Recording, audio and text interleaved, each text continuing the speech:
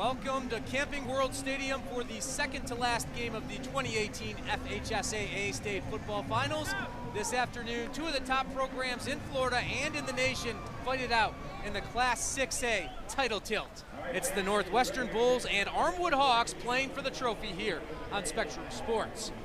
Armwood got here with two impressive victories over high-scoring Vanguard and Crestview. Northwestern outlasting district rival Miami Central before blowing out Naples for the second straight year.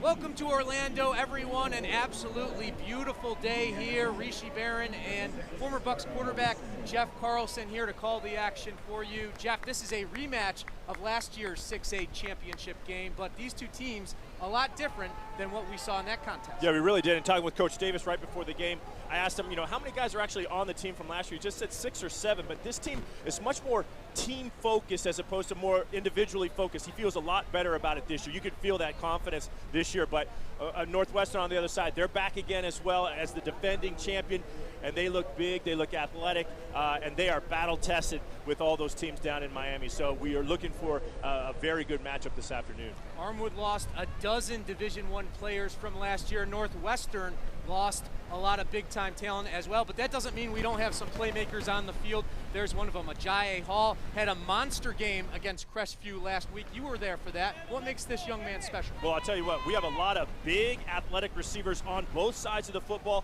This guy, though, he broke open the game with long touchdown plays, and so it's consistent, running and doing things, and all of a sudden you see 6 going on a deep post, and the quarterback was able to get it to him in stride and just looked fantastic. He ran long distances for touchdowns. So look for 6, look for a number of players to go for those big plays for Armwood. Northwestern with some magnificent receivers too.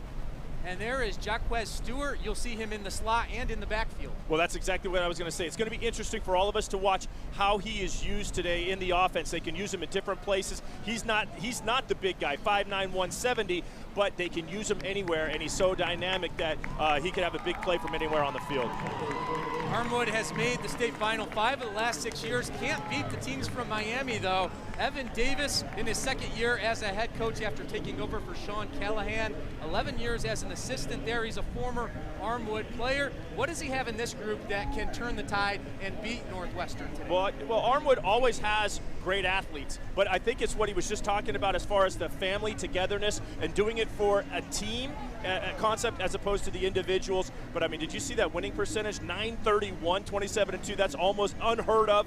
So I just wish him a lot of luck because he's stepped into a very difficult thing with so much success, and he's continued that and made it even better. You see the focus on his face. He's ready to go. On the other side, it's Max Edwards. Won his first title as a head coach, state title last season. Has a number of championships as an assistant at Miami Central and also Booker T. Washington. And his group, we were just down there on the field. They're big, strong, and fast. Oh, absolutely. And this, a lot of credit to Coach Edwards. I mean, like you said, he's had success in multiple places, and he brings his team right back here. But again, battle tested. It's great to see his team back here. And we see a lot of teams that they blow everybody out, and they get into this game and it's different. Well, they've gone through that. They should be ready to go today.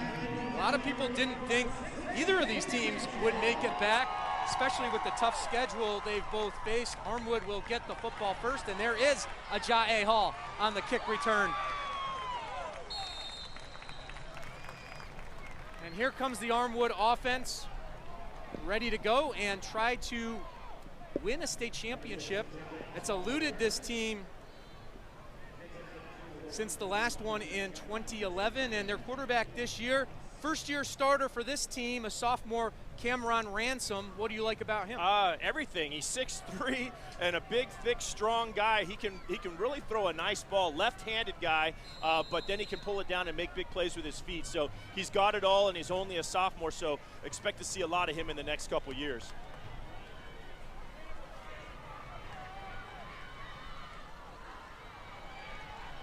Swing pass on first down to his running back, Greg Presley. You can't do anything with the football there. Here's your Armwood offense. Eric Wilson, another star running back for them, was held out of last game with an injury, but is averaging 7.7 yards per carry, over 1,200 yards this year. Offensively up front, pretty strong. Nolan Troyer, their center, the key to the line. He's like a coach on the field for Evan Davis. He actually played left guard last year and moved into center. You're not going to see Greg Presley stumble very often. I really love that play call on first down. Ransom keeps and gets good yardage into Northwestern territory.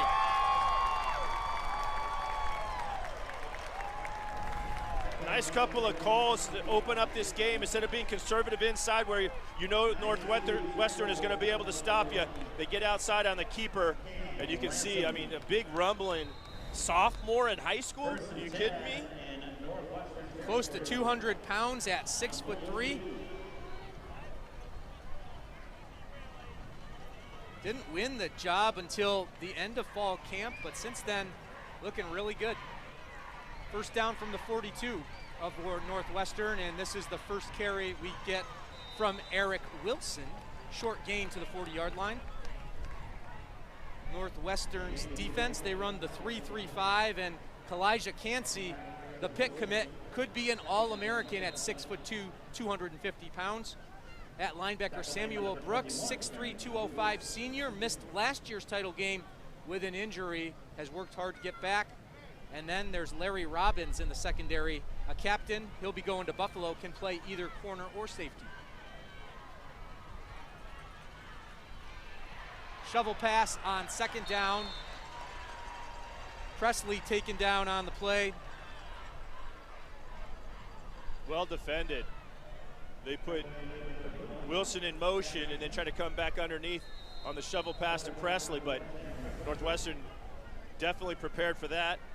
Played it very, very well. You can see Keon Jackson come up just the way you're supposed to on any kind of option, especially that under option, makes the play to bring up 3rd and 6.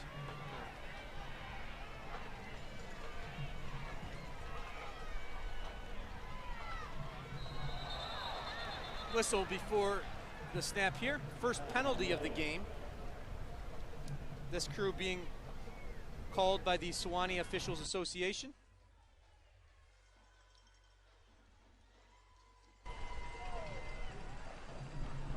Before the play, false start offense, 5 yards, remains 3rd down. That's referee John Rookstalis. Armwood moved back for 3rd and long.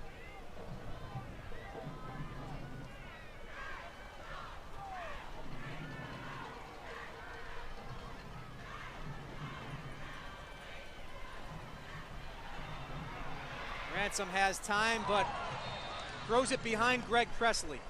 Outstanding coverage by Robbins. Off target, that one. If he could have put out in front of Presley, could have had a big long run just behind his back shoulder. Not a bad series. Good enough to drop this ball on the punt. Get Northwestern backed up for their first possession of the game. Presley was just coming off the coverage there. Armwood star linebacker Ricardo Watson also serving as the team's punter.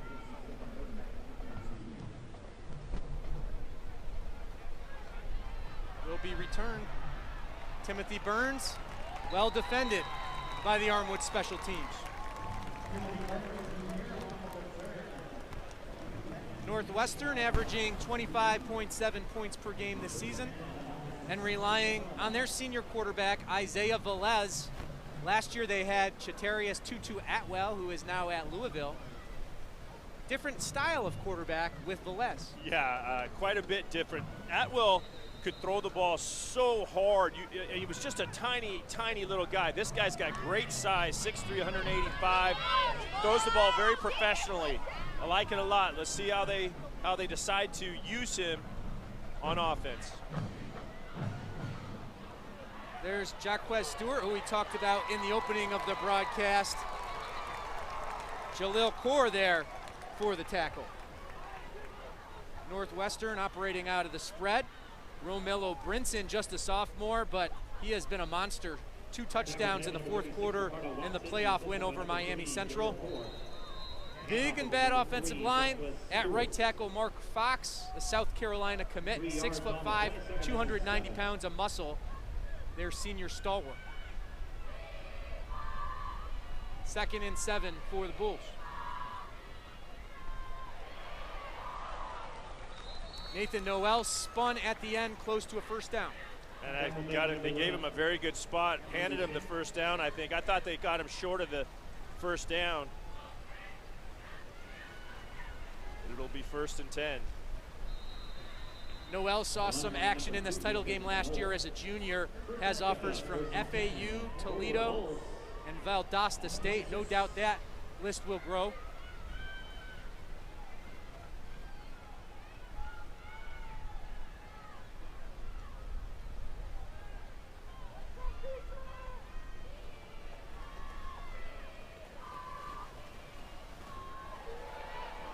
Double pass here. Noel knocked away by Jalil Kaur, and then he takes out the table on the sideline of the Bulls. Dangerous, dangerous pass for the Bulls because it was so far of a backwards pass that it was really easy to tell that it was going to be a double pass. And you see how far back in the backfield that Noel had to throw from, and he double clutched it, gave Armwood a chance, but the ball was out of bounds. That was the smart thing. Throw it out of bounds, don't give anybody a chance.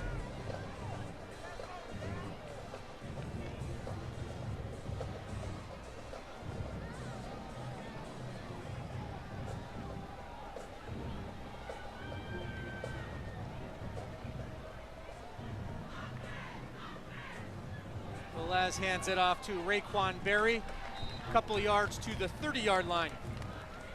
Armwood's defense has been amazing in the playoffs. Desmond Watson, you'll see him inside, you'll see him outside, 6'6", 316 pounds, already at Georgia, North Carolina, and Pitt offers. Roel Whitaker, the team's all-time leader in tackles for a loss, and that's saying something with the great linebackers they've had. And then the secondary, Amaris Brown, 4 interceptions in the playoffs alone.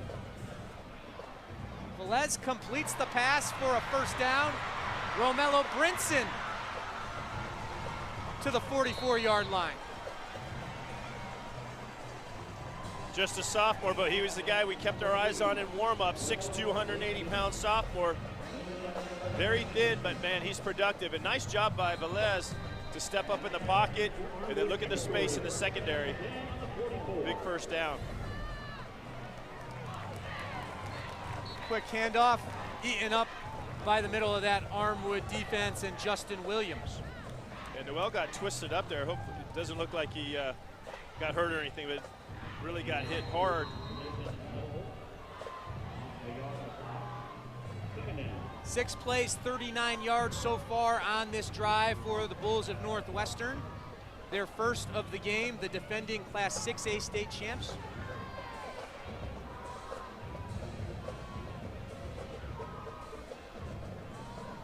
Ball is almost intercepted.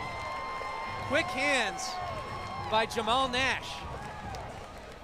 Fantastic play, because I lament all season watching all these teams that don't throw the ball to basically the uncovered second receiver in trips. Every team defends it with a safety 10 to 12 yards away. Well, they wanted to take that position, throw the ball to him just like they should, but Nash ready for it. Absolutely big time play.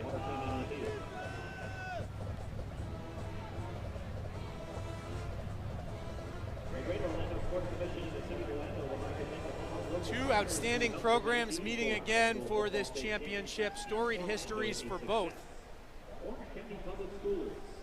Northwestern's won 5 state crowns. Last year's was the first in a decade. Armwood has taken it home 3 times, but since that last win in 2011, Jeff, a lot of runner-up finishes for the Bulls. I mean, the Hawks, I should say. They get a date to get on this turf every single year except for 2 years ago. But, man, it's been tough when they've gotten here. But I just like the way Coach Davis was talking to us before the game. I'm really looking forward to seeing this battle be a 4-quarter game and maybe come down to, the last possession. Earlier this week, I spoke with Coach Davis, and he said that this year's game they feel really confident in for the fact that they thought that they should have won last year's game. They knew they had a chance. It wasn't like some of those past games against Miami Central where Delvin Cook and company blew them out. They like their group. Could get a big stop here on 3rd and 11.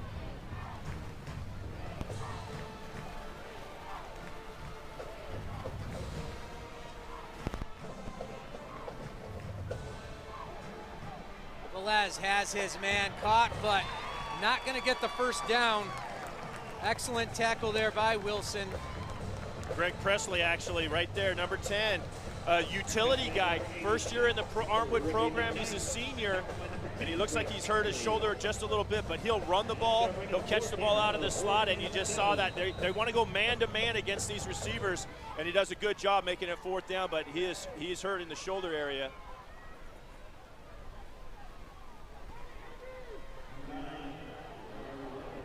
So we have Ricardo Watson on one side as the punter, a great defensive player. Same deal for Northwestern with Larry Robbins, their senior defensive back. Both effective with their kicks. This one downed inside the 20.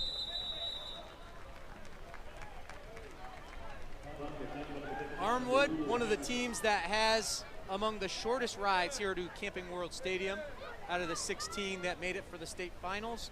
Lots of great alumni who've gone on to big things, including Matt Jones, Matt Joyce, and Leon McQuay. And there's just something about this program. Every year they have the athletes that are stacked to compete at this level. Oh, no doubt about it. I mean, we can only fit so many names on the notable alumni list. It would go on and on and on. They've just been, some kind of juggernaut when you play for the Armwood Hawks. Armwood picked up 35 yards on drive number 1, came away with no points. Ransom starts this drive with a run to the 23-yard line.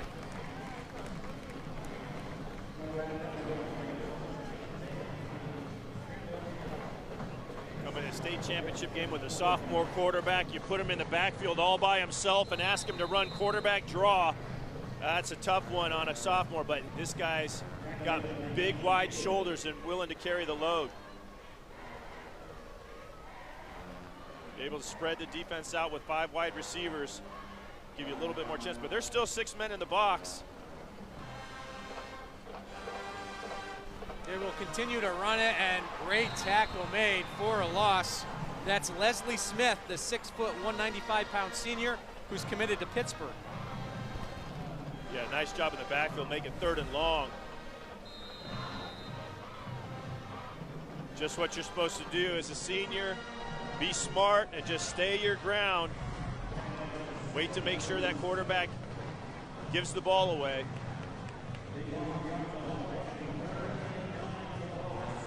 Three receivers to the top of the screen. Let's see what they choose to do.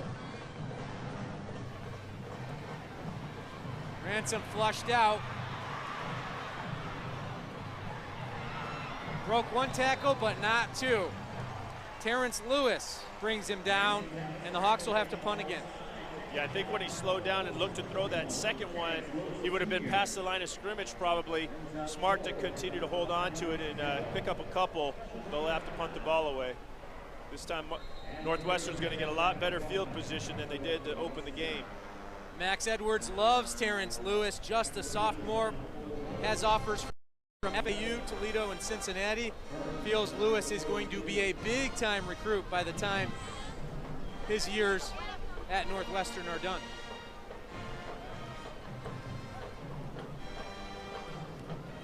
Watson kicks it high. Fair catch called for. Fumbled football, but picked up by the Bulls.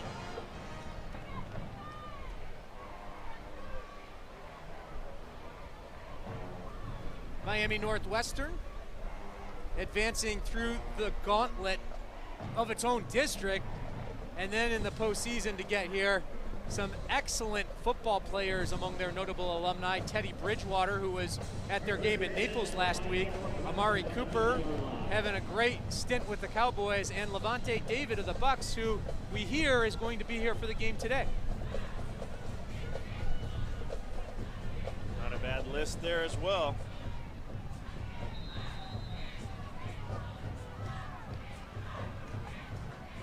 The Bulls had some success on their first drive, but couldn't get into the end zone. Start the next one at midfield. Noel had to fight hard just to get a yard. Armwood Hawks have pretty good size up front. They're never that really big. Even their biggest, best recruits over the few years have been way at the top of the recruiting list. Aren't that big, but they're 316, 265, and 295 across that front three. And they always like to bring a rush linebacker to bring 4. Doing a pretty good job against Northwestern so far here in this first quarter. Ricardo Watson made that stop. He's been the heart and soul of this team. Pass complete for a short gain. Raekwon Berry, their slot receiver. Now they're going to say it's incomplete.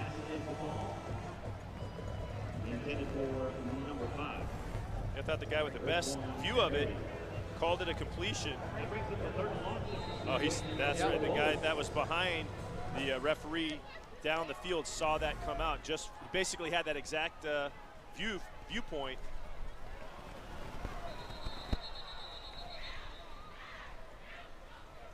Desmond Watson was rushing to get off the field. Armwood. Kyle Warden, their defensive coordinator, happy to have the time out here to chat with his team. And Warden has done an amazing job with this unit, which just shut down 2 teams that were averaging 40 and 50 points per game in the last 2 rounds. Now, they were impressive. Just watching them last week against Crestview in the semifinals. They're always fast, they're always physical, but this group's taking it up a notch. We were just watching Desmond Watson run off the field, 6'6", 316-pound sophomore. 23 tackles for loss. Says he's Darian McNeil's little brother. Isn't that hard to believe? Do you put quotation marks around little brother? Yeah. Darian McNeil's a little tiny guy. How do those 2 come from the same family? Definitely 3 times the size of Darian. The former quarterback for Armwood and receiver, who's played in a lot of big games for this program. 3rd and 10 here for the Bulls. Intercepted by the Hawks. Easy Anderson, Azariah, who recently shifted to safety and has started both ways, and Anderson forcing the first turnover today. Yeah, we'll see if we'll see him on the offensive side of the ball as well. This is a poor throw. There's nobody close to this ball. See, that needed to go way higher over the crossing route. First mistake goes to the Northwestern Bulls. So see if Armwood can take advantage. First interception of the season for Easy Anderson. He has offers from Virginia, Iowa State, UCF, and others. Look at that size, 6'5", 185. Colleges love a 6'5" safety. Presley back in the game, stopped for maybe 1. I think Armwood's going to need to diversify a little bit more on first down. I think they're always going to put themselves in 2nd and long, and 2nd 10 and 11 if they just run the ball like that. When they opened the game, they went with play action. Presley was wide open. He just stumbled out of it and didn't get he would have had a big pickup. So I think go back to that, start diversifying on first down, and you'll help yourself immensely. You start giving the advantage to Northwestern if you're always in 2nd and 10. Yards were hard to come by for the Hawks in last year's title game, only 150 total. Ransom with all kinds of time here, but overthrows his receiver, Miles Forte. Yeah, he locked in on Forte from the very beginning and then just missed the throw as they ran crossing routes, trying to rub that man-to-man defender off of him. I think it needs to happen, the crossing needs to happen a little quicker, maybe another yard or 2 shorter, just to get it to happen faster, because Ransom is going to start getting antsy in the pocket, and that's why he missed that throw. Make the crossing happen a little quicker and let him get rid of the ball a little faster. 3rd and 10. Ransom somehow gets away from the pressure to the 43-yard line. You can see with Ransom how big and strong he is and what he can do back there. And that's how we found Hall last week a couple times. He was able to move it just by a little bit of extra time and then go deep down the field. The first couple of opportunities here, he's continued to hold on to the ball and run it, which he was supposed to. I mean, he made the right decision both times. But one of these times he's going to sit up, look up, and find somebody going deep. right now the Bulls have been good in the deep secondary. So they're not able to take advantage of that first turnover. But play the field position game. These powerhouses trading blows and trading punts so far, and a long field ahead for the Bulls to begin their third drive. Well, teams from the Miami area have had a pretty good record in this 6A championship game. That's an understatement. Every year since 2012 have come out victorious, including Northwestern last year. Yeah, in a dominating way as well. That's why Northwestern could be 9-5 on the season and still be right here in the championship game as the favorite. We've got a lot of good teams down there, and you know that's actually the reason I believe that the FHSAA went to the point system to make the playoffs, because there was just so many talented teams that didn't get to make the playoffs because they all knocked each other out in the same district. First catch for Dwight Jackson, gain of 9. Last year we asked Coach Edwards about the new system, and he said he hated it because he had to play those teams again a second time in the playoffs. But it's worked out for him both years, playing for a state championship. Noel slips. Armwood's defense had penetrated already, though. Yeah, but they needed that. They needed that slip because make it a 3rd and medium. So that takes us to the end of the first quarter. No shock that these two defenses are flexing their muscles in the Class 6A state championship game. Back with the second from here in Orlando after this.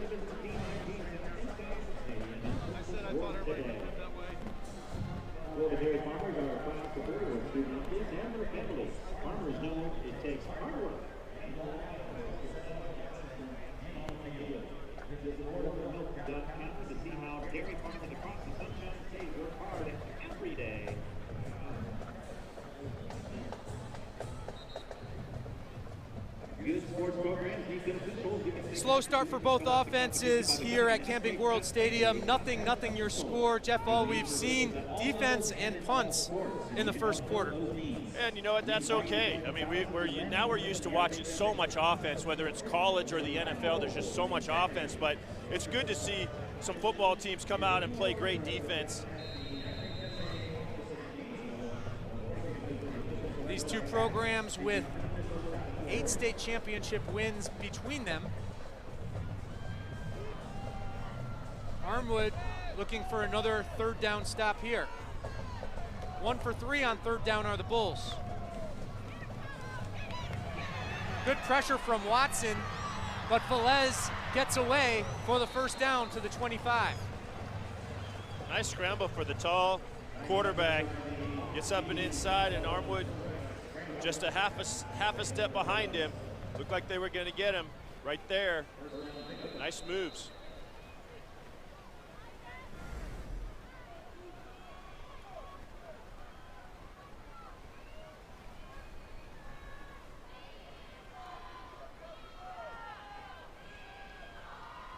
Third 1st down for the Bulls. Ball lofted, and that could have been trouble too. Well over the head of Raekwon Berry. Well, he got run into in the backfield by his own running back. He tried to turn and throw the quick bubble screen and get Stringfield's back there, ran into his leg.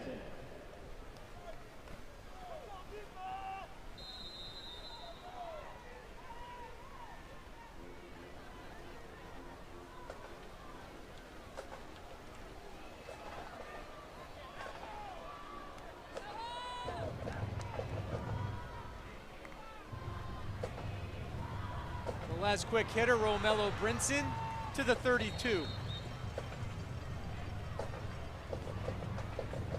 Looks pretty good, but looked like Brinson was going down as he was catching the ball, starting to lose his footing as he was basically as he caught the football, so comes up short, about 3 yards short of the first down.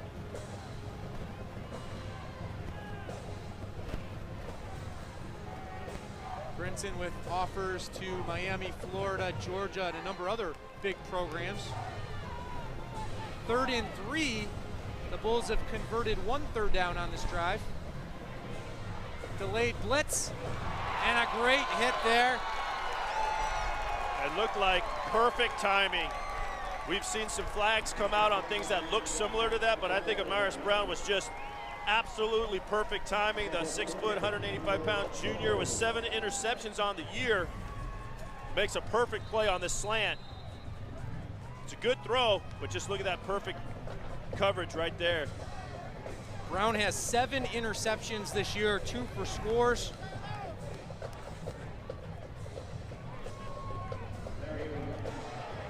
They go with the fake, and it's a first down completion. On the reception, Carmen Kinchins. What a play call. Post route from the punter. Look at this. Beautiful, and almost knocked down there by Ratcliffe Campbell. Wow, what a play call at your own end. Well, perfect timing for our guest to join us, 4-time state champion Robert Weiner, the head coach at Plant High School. What'd you think of that play call, Coach Weiner?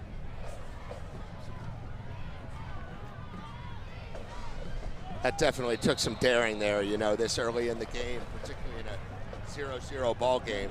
But, you know, it's probably something that they practiced for a long time and probably haven't run it for a long time and just waiting for the right moment. And kind of at midfield, that was the right moment maybe to do it, and it actually turned in their favor. So we'll see if they can convert it right here. Yeah, it's a great call when it works and a tough decision when it doesn't. Coach, how many fake punt plays do you go into any particular game with?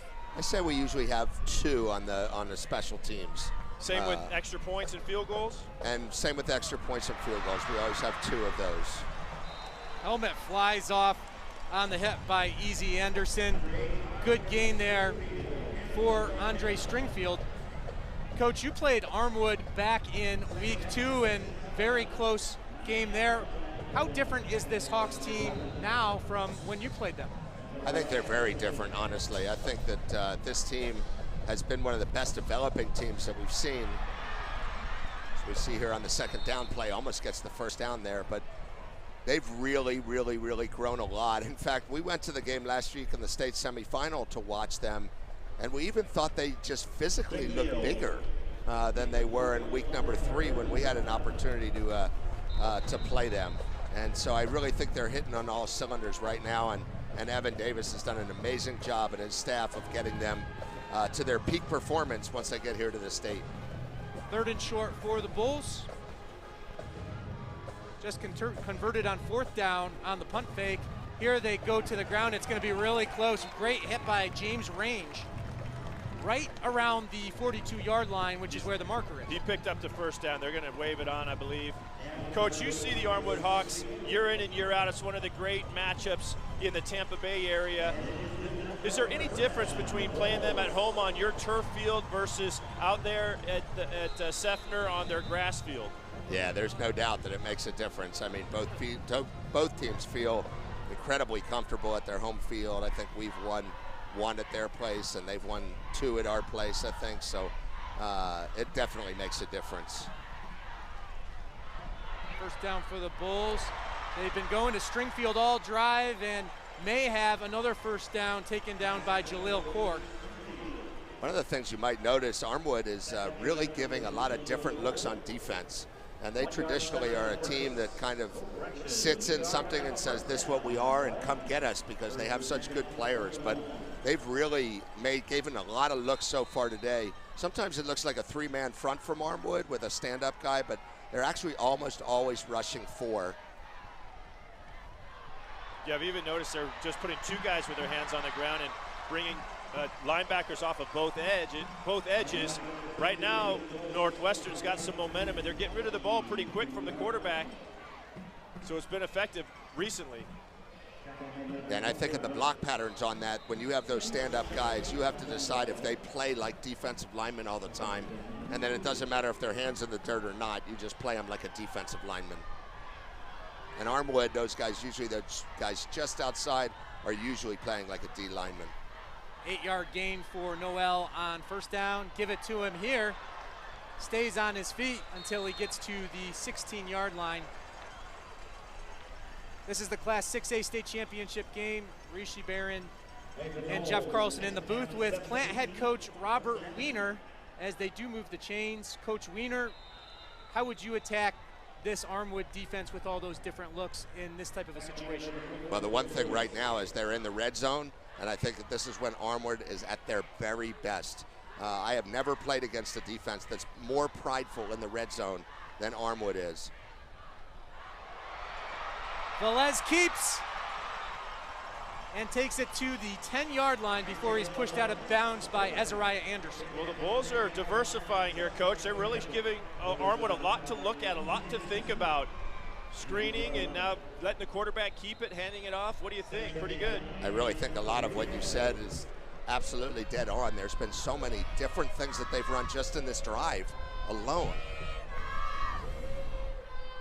Noel has had the bulk of the carries here early. Short gain. Armwood's defense stepping up there. Coach Weiner, Evan Davis told us that he feels that Kyle Warden has been amazing since he's come in at defensive coordinator. What do you think about the way that he has handled that job since he's joined the staff? We've gone against a lot of very, very good defenses and some of the great teams we played in Lakeland and Aquinas down the road, but I think Kyle has done as good a job as anybody has done.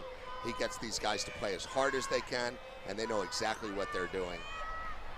Just over the hands of sophomore Romello Brinson. Will bring up third down and short here for the Bulls. Coach, you've had success and failure against an Armwood team. Obviously, they're undefeated half the time they come into this matchup. What do you do with your football team from the rest of the season? Because it's always an early non-district game. Is it just it prepares us no matter if we win or lose that game for later on in the season?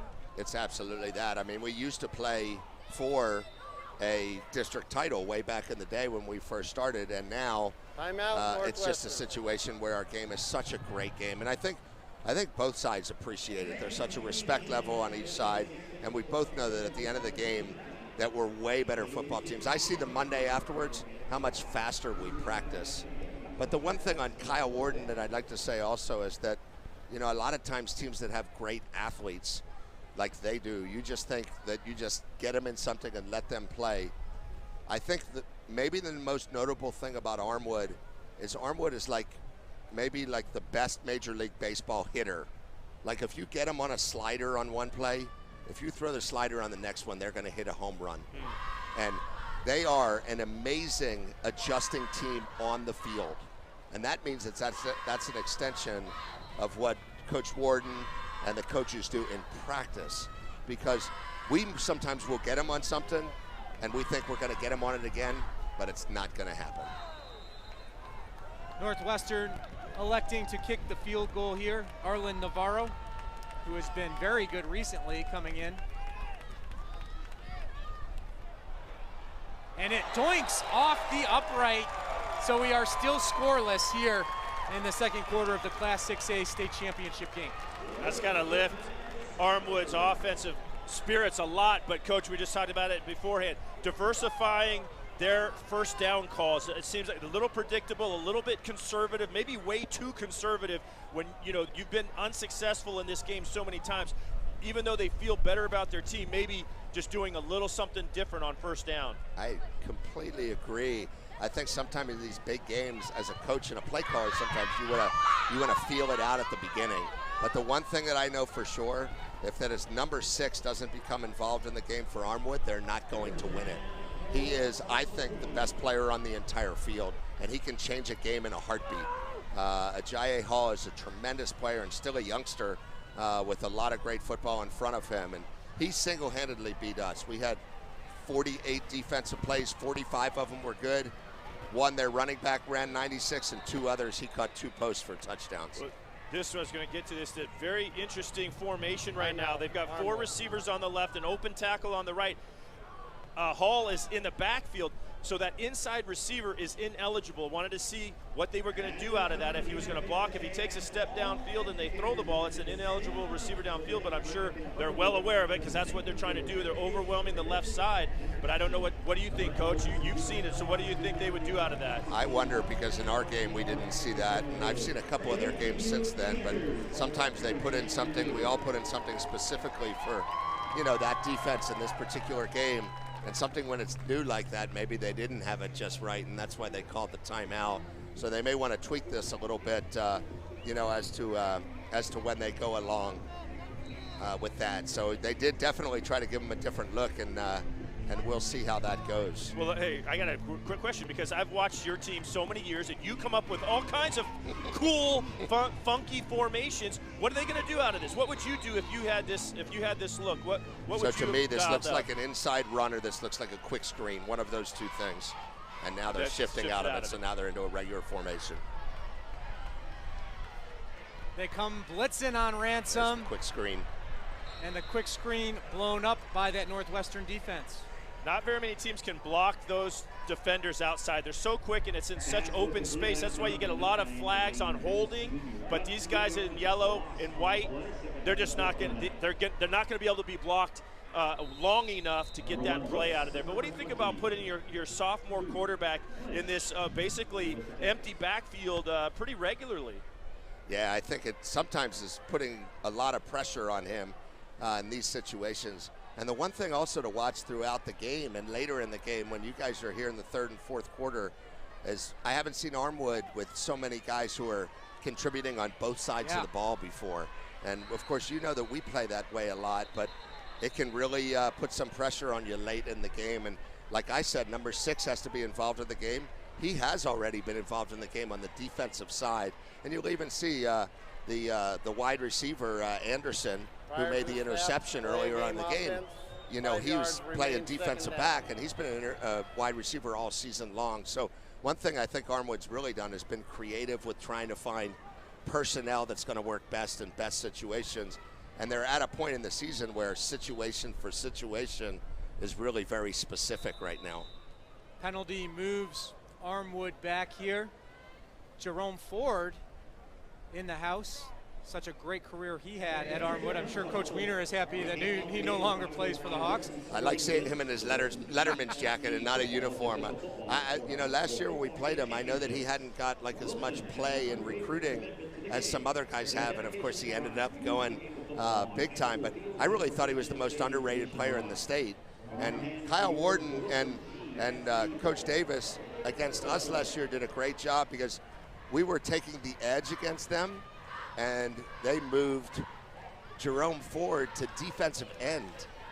And he got off the end so fast there was no way that we could block him, and he was making play after play. We talked about creative personnel, and I think Armwood does that as well as anybody. You know, what a great adjustment that was to be able to put him, and they used it later on down the stretch in the playoffs to great effectiveness. But you're talking about him on defense. I thought Jerome Ford was completely underutilized on the offensive side. What a dynamic football player he was, and he was a great return guy as well. I mean, he really did everything. Robert, go ahead, Coach. Sometimes with so many weapons, it's tough to get the ball to the guys that, you know, as often as you might want. Well, they get it to Ajayi Hall here, back to the original line of scrimmage, maybe an extra yard there. We're joined by Plant head coach Robert Weiner. Another great year for the Panthers. Fell a little short of making it back here to Orlando this year, and the team, coach, that knocked you out, Lakeland, winning the state championship over St. Thomas Aquinas last night. What was it to watch that? It was really exciting, you know, as much as we've played both of those teams, and Aquinas has beaten us twice in the state finals, and we've gotten the best of Lakeland sometimes, and they've beaten us twice, but it was fun to watch them play as hard as they did. Coach, we were touching on the new playoff system, and you've been the district champion. Oh, boy. Intercepted. And in for a touchdown, Northwestern's Timothy Burns.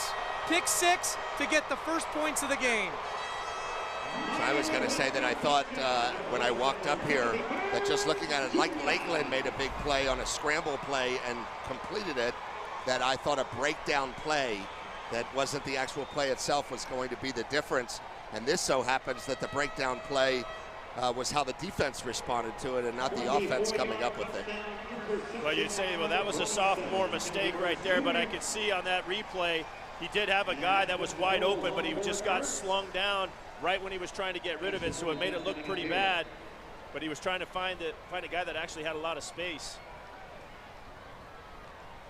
What a play for the Northwestern Bulls here in the second quarter. The way that this game has been going, no shock that defense strikes first. The extra point is good, and it is 7-0. The defending state champs lead this one with 5:08 to go here in the second quarter. Coach, I was going to ask you, you've been district champ every year. Let's take a look at the replay one more time. You can see Ransom's just so big and strong, he thinks he can do anything and pretty much does. But look at that last second, he got his feet caught where he couldn't move his right leg, and it just made him throw the ball over the top and out to the right side and just made an easy touchdown. And I think you were right. It looked like there was a guy open right behind him, and just as he was ready to throw it, he was not able to get anything on it. He's really come such a long way this entire season. I hate to say it, but I think our game was the positive turning point for him. We watched him on film and thought, like, okay, this is a young guy that we could capitalize on a little bit, but in front of a huge crowd in a big game, he really played super well against us, and I thought that, I thought he may make some of those mistakes against us in those games, but this is part of his growth and maturation process as he goes. For sure, it's just a big moment for that to happen. And we'll see on this next drive how he answers, but it looks like Coach was calming him down. It's okay, it's just one play, but come back and make a big play. Here comes Ajayi. Speaking of big plays, Ajayi Hall out to the 42-yard line. Tyrus Clinch may have saved a touchdown with that tackle. Well, even getting it out to the 40-yard line is very, very important for the quarterback to come back out. If you had to take the ball right at the 10-yard line now, it'd be very difficult. At the 40, gives him a lot more. First of all, the offensive coordinator to make play calls. There's a flag though on the other side. I'm not sure who that was against. It is coming back. You're right, Coach. Just back to the 30-yard line. Some good field position. And you're so right. I mean, During even the after return, a big play, we like blocking the for back on the receiving team 10 yards from the side of the foul to first down. We like for the quarterback to go right back out. I mean, not much time to sit around and think about it, but you're right. It's so much better if he can go back out and at least have some room to work with and not be pinned back against his own goal line. Tough start for Ransom in this game. Only 3 yards passing and that interception for a touchdown here. Keeps it and has 4 Bulls attacking him, including Keon Jackson and Terrence Lewis. Yeah, they had the whole defensive line sitting there waiting for him. I don't know if the handoff would have been any better. Probably not right there. Too many Bulls way deep in the backfield. That's the key point. A couple times on those zone reads that teams have, you think that you're reading one guy, but the best defenses have a second layer of defense coming over the top. So your zone read has to read through the defensive end to the linebacker. And if you're only reading the first guy, you're going to get caught in trouble on a keep. 2nd and 11 for the Hawks. More pressure on Ransom. Kalijah Cansey with the sack. He's the man who forced the interception on the last drive. Well, the interception return for a touchdown, obviously the momentum swing. But here, this next drive was going to be really important, and here they are deep on 3rd down. Here's an important thing for Armwood. You see, I mean, obviously it's a long down and distance situation here for them in 3rd and very long. But you saw after that play, kind of drooped body language. And that's something that I know their coaches will address as soon as they come up, because they may not get the first down here, but there's still a lot of play left to go even in this first half. And got to change that body language a little bit. They set up the screen. Great call. Eric Wilson with some positive yardage, but it will be another punt for the Hawks. Yeah, the Bulls should get the ball back again on the plus side of the football field, and they can really start to add to their momentum with 3 minutes left in the half. 35 total yards for Armwood here in the first half. Only had 150 in the championship game last year against these same Bulls. Both of these teams sometimes have unique punt block. They didn't come after it that time, but you see Armwood has a twist. Ricardo Watson, the punter, he gets rid of it really quickly, though. Kinchins, who had the reception on the fake punt, brings it to the 45-yard line. Good field position again for the Bulls. Here's what's at stake in this game. Northwestern trying to make it back-to-back state championships. Armwood trying to finally break through against a Miami team for state championship number 4. Certainly have had their opportunities being here, at least in Orlando, since 2011, but whether it's been Miami Central or Miami Northwestern, the result has been the same. It's a big juncture of this game right here. 2:34 to go. If they can go in only down 7-0, then Armwood can. But if Northwestern scores, it would be a huge advantage. Ball batted up in the air, and that's big Desmond Watson making the play.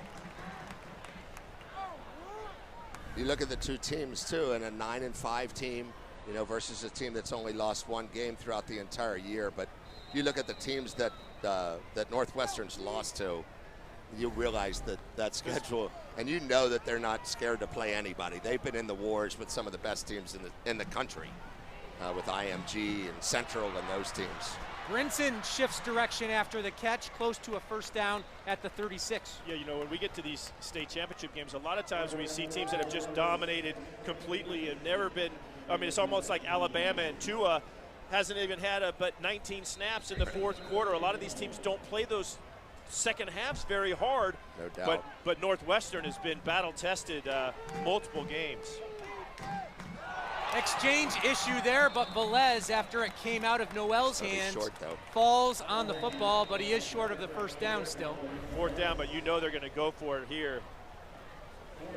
And I think, honestly, the whole schedule thing, as you get down, even into these moments of the final moments of the half, I think that those are really crucial things, because even in losses, the losses that Northwestern had, you know they've been in every kind of situation imaginable. And not that this isn't something that Armwood can overcome, but I don't think that Armwood has been in the same amount of difficult games that Northwestern has. There were moments last week against Crestview that Armwood was tested, you know, but week in and week out,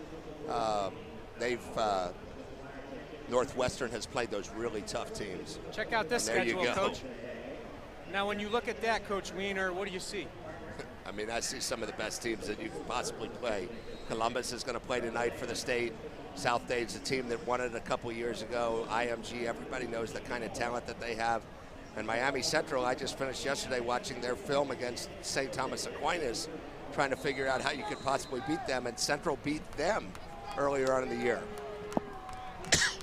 Max Edwards, the head coach at Northwestern, many seasons as the defensive coordinator at Miami Central during the Rockets run. 4th and 2, they will go for it. A little disorganized on the defensive side. Batted down, and this defense comes through again. Jamal Nash, the 6'1" senior, getting the hands up and batting the ball down. That is the second time he's done that, and they have just done a great job up front of knocking the ball down at the line of scrimmage. They did not look like they were going to be able to handle that before the snap. Man, they reacted to that well. They were not going to pick up the first down even if that wasn't knocked down at the line of scrimmage. They've had some others that actually looked wide open and was going to be good, but they knocked it down. They defended that well. Before that snap, I did not think they were ready to go.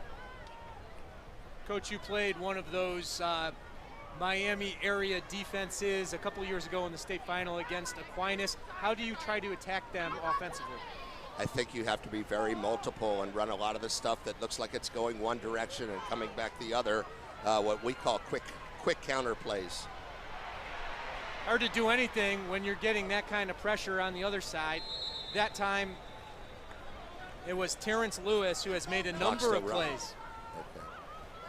We said this was an important juncture of the game, you know, and Armwood getting great field position here, but they haven't been real successful offensively so far, so they have to be careful whether or not they're really going to go for it here or just kind of let the half run out. Yeah, you're right. Just take a look and see if it's there, kind of like where you hand it off, see if you get a good positive gain, and then decide, no, we'll just take a knee and finish this half. I thought that was intentional grounding right there in high school football. There was nobody close, and he was just getting rid of the ball, not to take a sack. So fortunate not to get the penalty.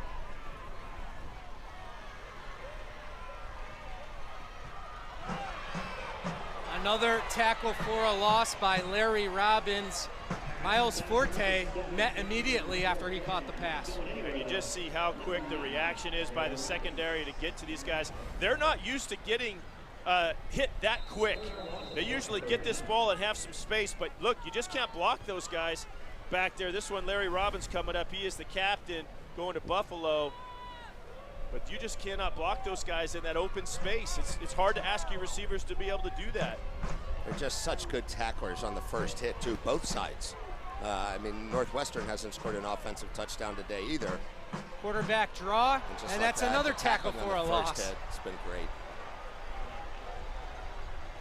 And now you're hoping that the referee won't blow the whistle for the 25-second clock to start until after it gets under 25. Make you not have to punt the ball away. I think Northwestern called a timeout, just thinking about exactly what you were saying. Yeah, smart. Boy, those Buffalo Bulls are going to be really good soon. Jorel Kidd on the tackle there. He and Larry Robbins both heading to Buffalo. No, Buffalo had a championship level year this year. Well, they're going to get even better. Yeah, they're pretty good. Bulls for Bulls, I guess, here. That's got to be a tough recruit from Miami area up to Buffalo, New York. Yeah, you got to be able to sell more than just the wings, right? You need to show them some sunshiny pictures up there of Niagara Falls. Yeah, you hope to get them on a warm weekend, above freezing. So 37 seconds left here in the first half. Again, been happy for most of this quarter to have been joined by four-time state champion Robert Wiener. Coach, if you were Evan Davis heading into the half, what type of message would you send your team if this remains the score? First thing I think is that you have to get in there and make sure there's not, yelling and screaming of the frustration. Like, bring it back to an intellectual level of what are the things specifically that we need to do to be more effective here. And I just really think as they sit down, they're going to sit down and say, we just have to find as creative ways as we can to get the ball into our most dangerous playmaker, and that's Ajayi Hall, and make sure that they get it to him. Try down the field. The one short pass they had to him was effective for a first down. And I think that'll open up some of the running game, too. And I know that, Coach Davis and Connor and the whole staff, that they're really, really good at making those halftime adjustments and coming back out. 5 yards, remains fourth down. Hey, last question, Coach. You've been on a lot of recruiting trips with some of your players, right? What is the one thing that more players are impressed with more often than not? What are they looking for when they go on those recruiting trips? I think it's interesting because you have all the bells and whistles, of facilities and things like that. Try a little reverse.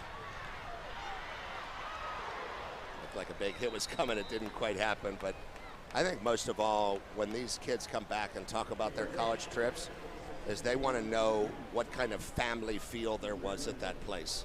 Because football is such a game about a brotherhood and a family, and it really is in high school. High school is the pure form of the game, and they want to know when they go to this next college business, are they still going to feel like they're a part of something special and important to them, both from the coaches and from the players that they get to spend some time with. And how often are they surprised that the coaches don't kiss their butts like they did when they're being recruited, as opposed to after they sign their letters of intent and get up on campus and they're just one of the guys? I think the truth is exactly what you said, and the timing is they will continue to do that up until the time that they sign their name on the dotted line. And then once they get their name signed on there, then they're just one of the guys, and they're going to get after them. And a lot of times I think players, you have to kind of counsel them on a little bit that, listen, you're not going to get treated that way like you were in recruiting when you get up there. And you got to go take care of your own business, make sure you're in shape before you get there.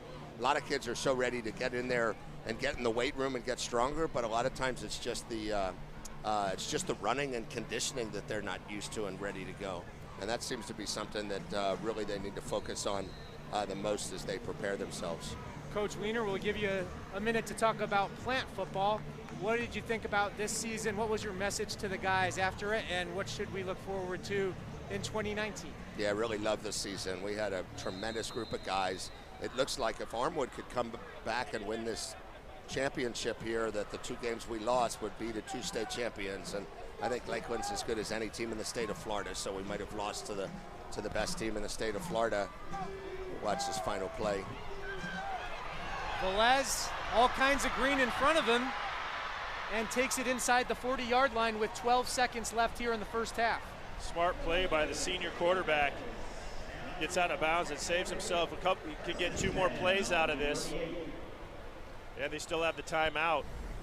So Armwood has to really guard against the sideline here, because there's no timeouts left for Northwestern, right? And we showed okay, one. they got one left. Still have one. One timeout left. So they have a chance to use the middle of the field here, perhaps, and get the timeout and try for a field goal.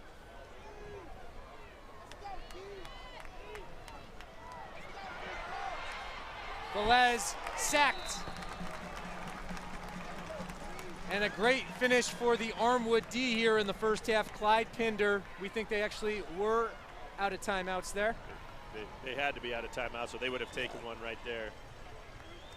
Well, we want to thank Robert Weiner for all his time coming up here to chat with us during this second quarter. Coach, good luck to your team ahead. Thanks we have so a feeling much. you'll be back here sometime soon on the field, not just in the booth. We're real excited about the days coming up. I have my quarterback, Tucker Gleason, here with me today, and we're watching the games because we want to get a feel for it. We've watched every celebration because we want to know what it looks like to lose one of these games and feel that.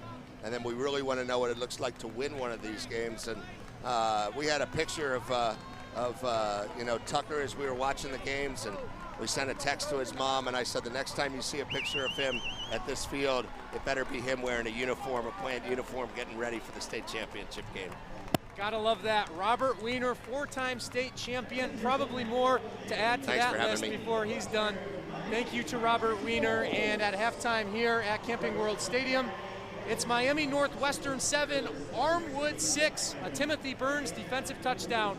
All that's on the board. We're going to take a break. We'll be back with the second half shortly here on Spectrum Sports. A dominant effort by both defenses in the first half of the Class 6A state championship game. Miami Northwestern leads it 7-0 over Armwood.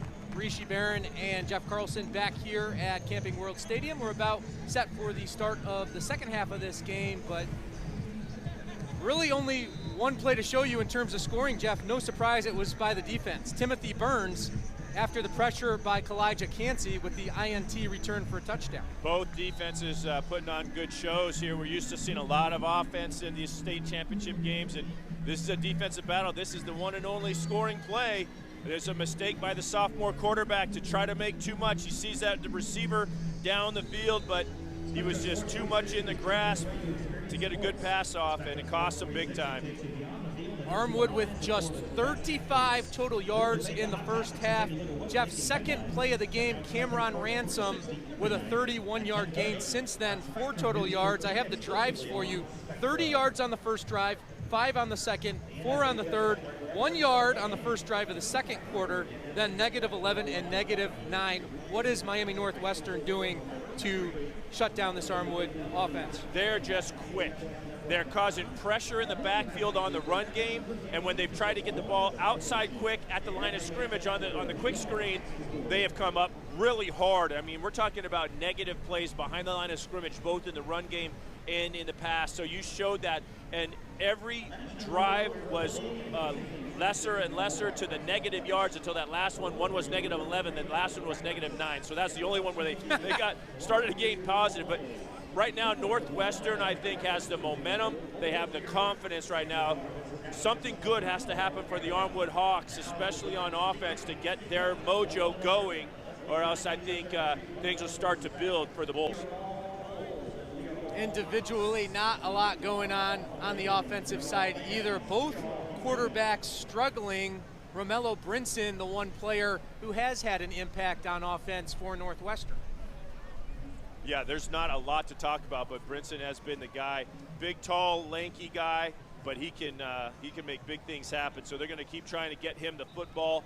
Probably try to get some other guys involved as well. Try to get Nathan Noel some positive yards on the ground. And then we really haven't talked about Jacquez Stewart, who we promoted in the pregame, that this guy can do things from all over the field. I don't remember calling his name in the first half. So both offenses are struggling. That means we just have a fantastic defensive football game, and those are fun too when you get down to the very end of the game and every single play matters. That's really a lot of fun. You just heard Robert Weiner, the head coach of Plant, who joined us in the booth in the second quarter, say that Ajayi Hall is the best player on the field today. How do they get him more involved? Well, that is the million-dollar question, I think, and for Coach too. How do you get him involved? But I think it's got to be down the field, not at the line of scrimmage. The one play they got was at the line of scrimmage. He got a first down, but it really wasn't big. And I think they're just going to have to do a better job of catching and just choosing to throw the ball, whether it's a timing slant type post route or straight up the field one-on-one. Let the big, tall receivers go up and make catches one-on-one. Just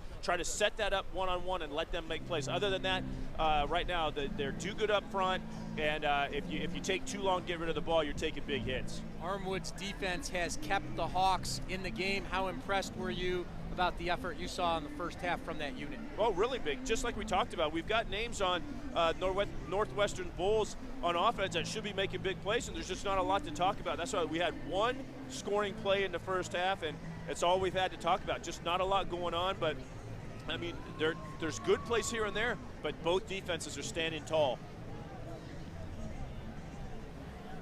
There's Kyle Warden, the defensive coordinator for Armwood, with the hair, and a couple of the Bulls playmakers. Eric Wilson, they'd like to get him more involved in the offense. And then one of their high-flying receivers, Ajayi Hall, and he's not alone. They've got some playmakers on offense that they would like to get more involved. Azariah Anderson, 15 offers, 6 from Power 5 schools. Wayne Devis going to Northwestern. Northwestern with the second half kickoff. There's Stewart, who we spoke of. There is a flag on this long return. Has blockers ahead, and he's gone, but I think it's coming back. Pretty impressive run, but it is definitely coming back, probably back to the 30-yard line, maybe even inside the 30. So Armwood dodges a bullet on the kick return. The backbreaker right there, holding on the Bulls.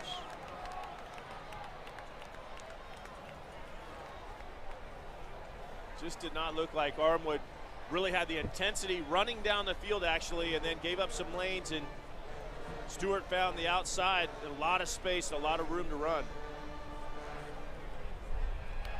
During the return, holding on the return team, 10 yards from the spot of the foul, first down. Right there, 55, you can see him getting, oh, what, goodness gracious. I don't know how you practice that all season long. He literally is trying to undress the guy on the middle of the field, trying to rip his jersey off, and you just cost your team a touchdown, because that block could have easily been made enough to get Stewart popped for the touchdown. Unfortunate. Stewart, the Toledo commit, sees his points come off the board. So a much longer field ahead here for Northwestern, and no surprise that Armwood defense is swarming again. Jalil Kaur came out with the football, but it was after the play was dead.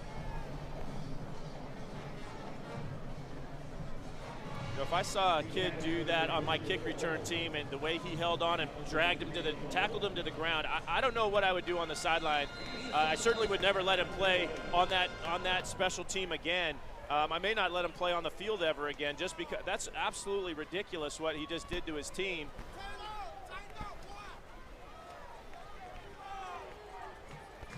Not much going for the Bulls offense in this game. Velez really struggled in the first half. And the run game not producing much either. Hinder and range there to meet Noel. The defense is going to have to win this game for Armwood, I believe. Like I said, we've got to look to see Armwood get the ball to their receivers, but it is going to be the defense that may have to hold the Bulls scoreless here in the second half to give their team a chance to win on offense. 156 total yards for Northwestern, which is 5 times the total, basically, of what Armwood has produced. But a chance for this Hawks D to stand strong again here on 3rd and 4. I don't think they're going to get this play off. Going to call timeout. Timeout, Northwestern.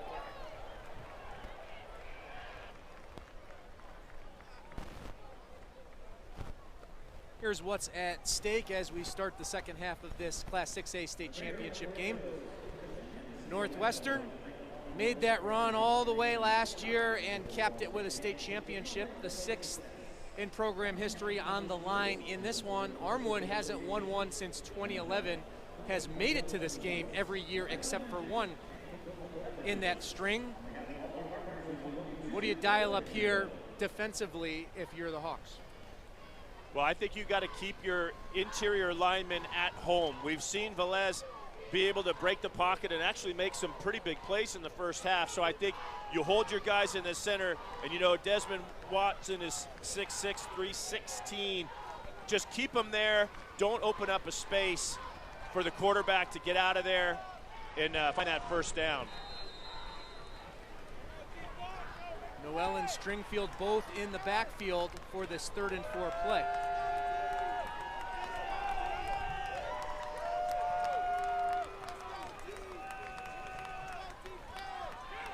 Velez feels the pressure and delivers. Noel drops the football and then regains it. And no one's gonna catch him.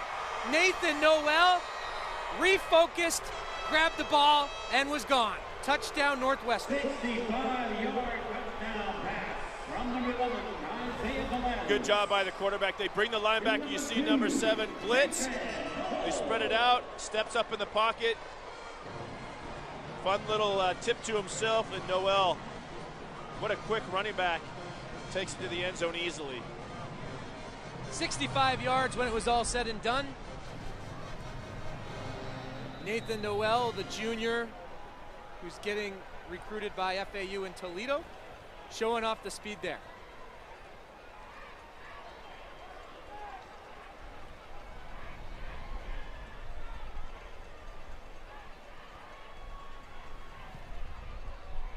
Extra point, strong and true, and Northwestern with a 14-0 lead, getting those points back that were given up after the holding call on the kickoff return. Early in the 3rd quarter, but demoralizing for Armwood. Had him in a pretty good position, and special play there by Noel. Offense is going to have to come out here and control the ball a little bit, keep their defense off the field, and get something productive out of it. Haven't been able to move the ball at all since that first drive of the game. In a game like this, 14 points feels like a lot more. It really does, you said it. First drive, first offensive touchdown for Northwestern as the Bulls start the second half in style. And now let's see what Armwood can do after being held to 35 total yards in half number 1.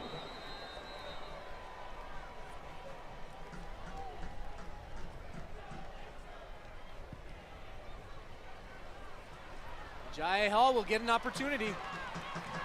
And he's breaking it. Hall inside the 35-yard line, and there's the big play that the Hawks have been looking for from number 6. Yes, he really is pretty special, isn't he? Goodness. And yet once he broke into the open, there were still 2 safety players back. And he does a really nice job to cut back and forth, trying to get, at least he got the most out of it. Got to be careful with that football. We got the most out of it that he possibly could. And what an answer that the Armwood Hawks needed just to lift their team back. But this offense does need to take this field advantage and make something of it. He has a knack for huge plays in the biggest moments. 2 long touchdown receptions last week when the Hawks were trailing. And let's see if that gives some life to Armwood. Ball is loose, picked up by Samuel Brooks.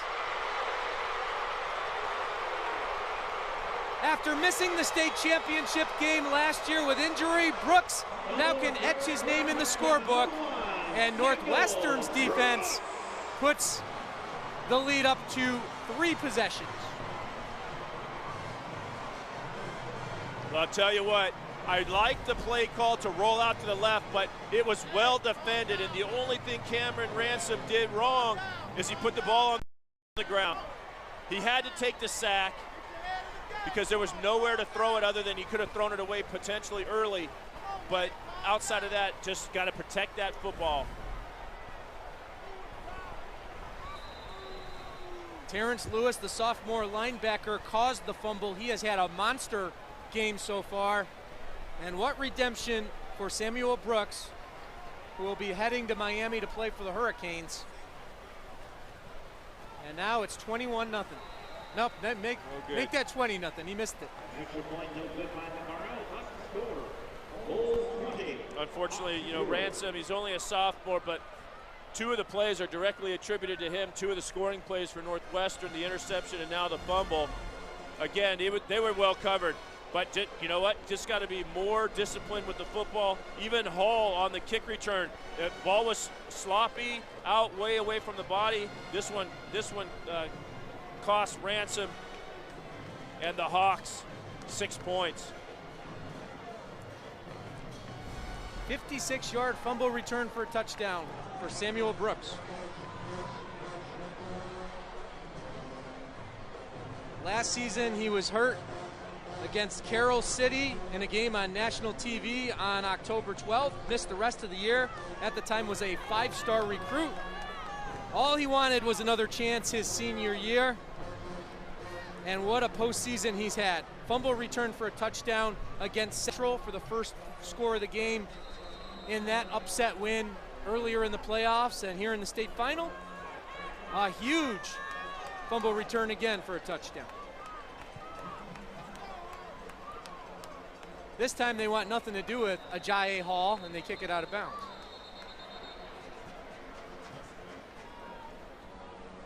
Well, another challenge and test for Ransom to come out and try to get something moving on offense. Kick out of bounds on the kicking team. They'll take a 5-yard penalty and re-kick. It's been a long time since we've seen the offense for the Armwood Hawks move in a forward direction on the ground or through the air. Big challenge now that they're down 20. Just to get 11 guys, to get enough energy up, to be all on the same page on every play, because they are going to need a lot to get back in this football game.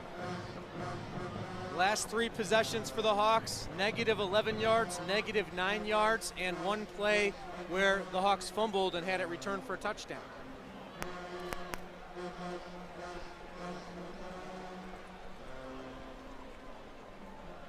You know, and the defense feeling like, you know, we gave up the 1 play.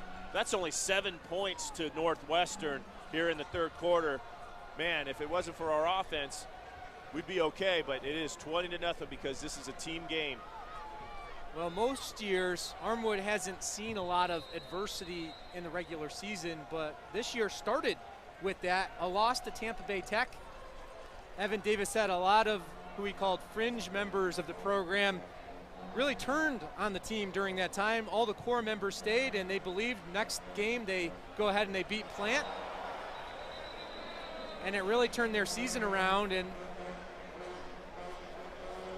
they had some close games in the playoffs, the one against Crestview after blowing out their earlier team. So we'll see how they respond to being down 20-0.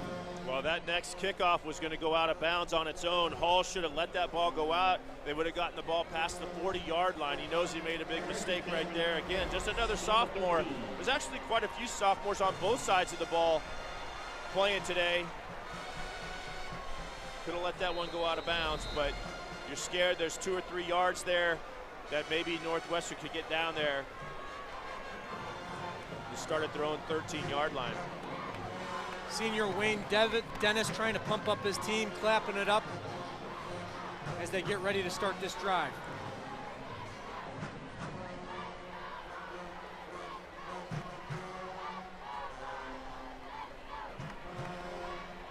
First positive yardage we've seen in a little while, but only for about a yard. That's Eric Wilson. Number 5, Wilson runs 2 yards. Derek Wilson's only a junior, but it had 1,200 yards this year, 13 touchdowns, but the going is much more difficult against these Bulls.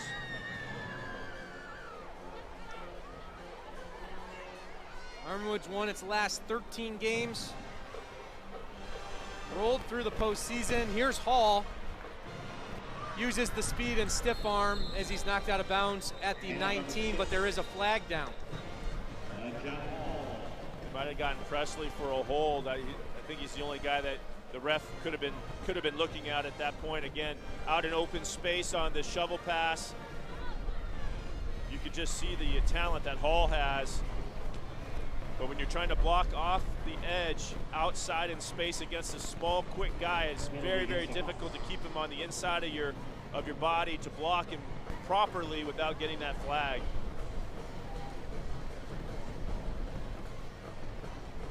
Costly. On the play, holding on the offense. It'll be half the distance from the spot of the foul and replay second down.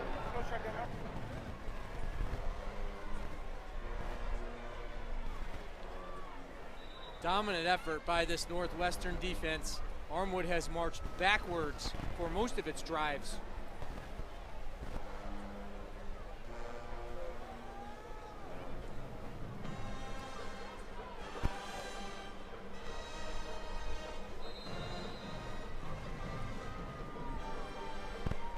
So 2nd and 14 from the Armwood 9-yard line. Dobbins hits Ransom as he throws, and he almost had a Jai Hall who had his man beat. And that was my only game plan for the Armwood Hawks going into the second half. I don't know if I talked about it off the air or we were already on the air, but they have to just find one-on-one situations and throw it up to those guys and give them a chance to make that catch. Hall is 6'3". You got to do this, and that's the only thing. Look at this shot that he's going to take anyway. Get rid of it a little bit quicker and throw it up a little higher to give your tall receiver a chance to go up and make a catch. And that looks like their only option at this point to try to get something going on down the field. And they may not get one-on-one on the outside. The Bulls may pull out cover 2 and play over the top with safeties. Not on this particular one. They're still in a single safety look, so they can do it again. Speaking of safeties, ball comes out. They're going to say it's an incomplete pass, and it will probably be a safety since it looks like it may be intentional grounding in the end zone. That's the exact call. He fumbled it on purpose as a throw out of the end zone, and when you do that, that is intentional grounding, and it gives you up a safety. But he just took too long. Ransom just took too long to get rid of this ball. This is a catch and get rid of it. You just can't take had intentional grounding sit on it. By the quarterback in the end zone results in a safety. It's almost a catch and just set your feet and then throw the ball up to your outside receiver. When they have a single safety, you know you've got single outside, and he just took too long to throw it. Ransom now 7 for 13, 11 yards. An interception return for a touchdown, a fumble return for a touchdown, and now a safety.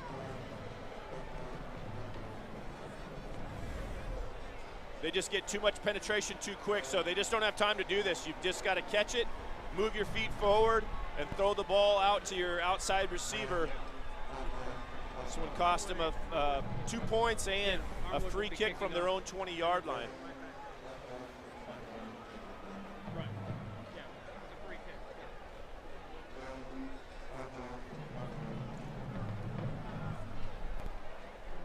Last year, Northwestern held Armwood to 150 total yards.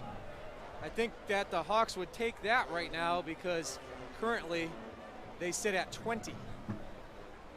And we still have a ton of time to go, even here in the third quarter. But yeah, you're right. It doesn't look like Armwood has a chance to really put anything together on offense. It's falling apart a little bit here.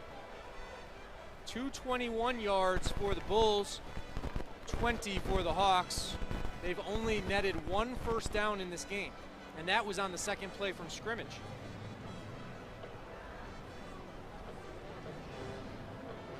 That might say it all. That says it all right there. 1 first down on the second play.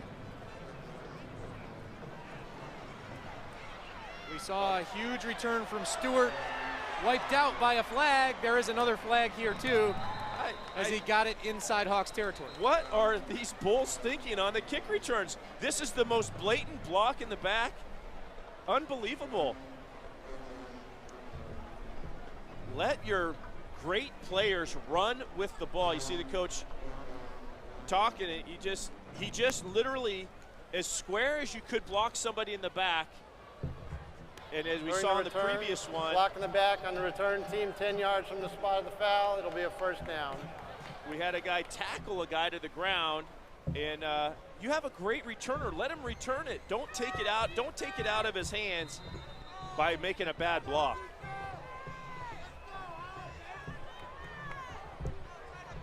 Last drive for the Bulls resulted in a touchdown. Nathan Noel on the 65-yard reception.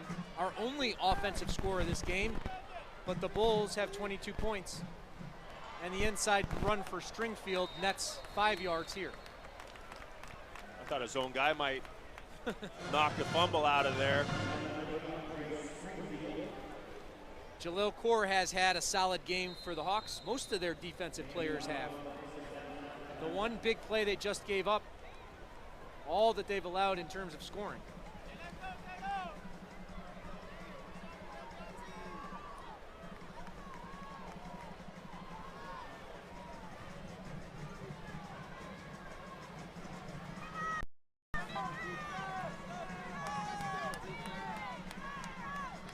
Stringfield lunges his body to the 44-yard line.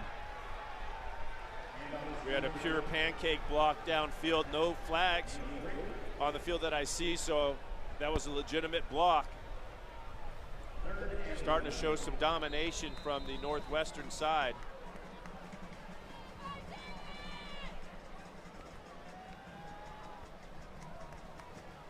Third and 2. Armwood's defense has made a number of stops. But they've actually done quite well in these short yardage situations. Northwestern 4 of 9 overall on third down. Stringfield has the first down before he's met by Daquan Hughes.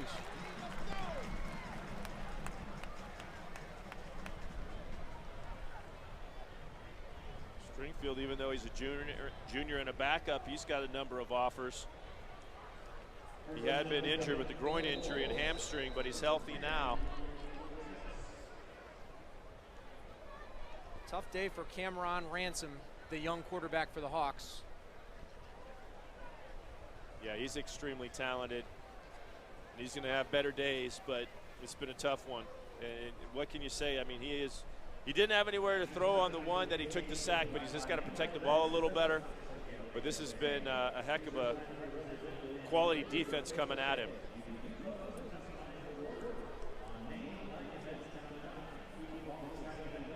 Probably no surprise to you that these big boys have some big-time recruits over at Northwestern.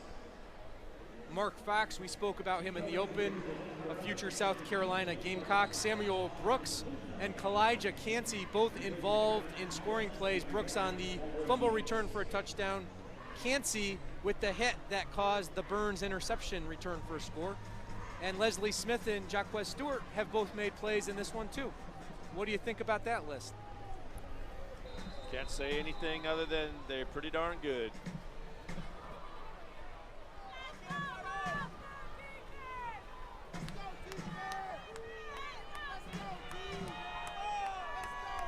So first down here for the Bulls.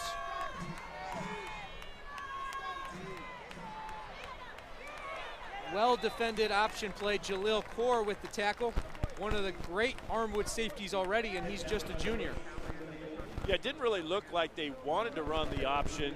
I mean, that's what it was designed to do, but it just didn't look like they wanted to run it.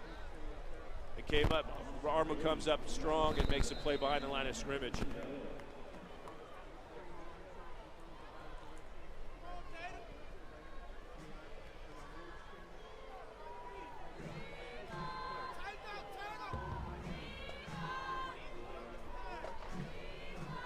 The Bulls have decided that this series is their 3 backs in the backfield look.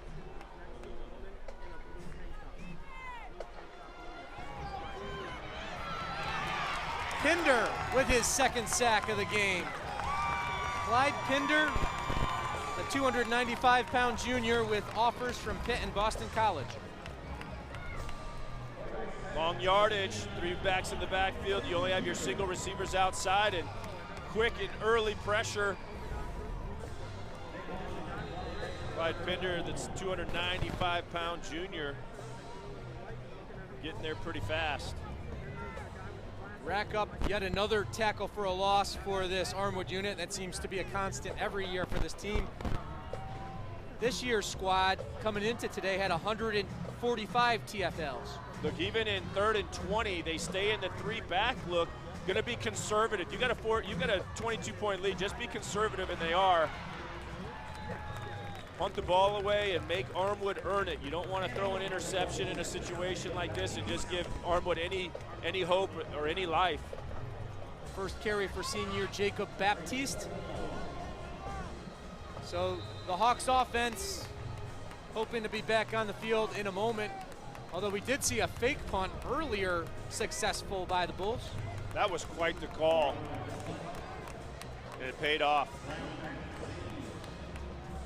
Helped them get great field position, which led to an interception return for a touchdown for the first score of the game, and Armwood may have jumped here.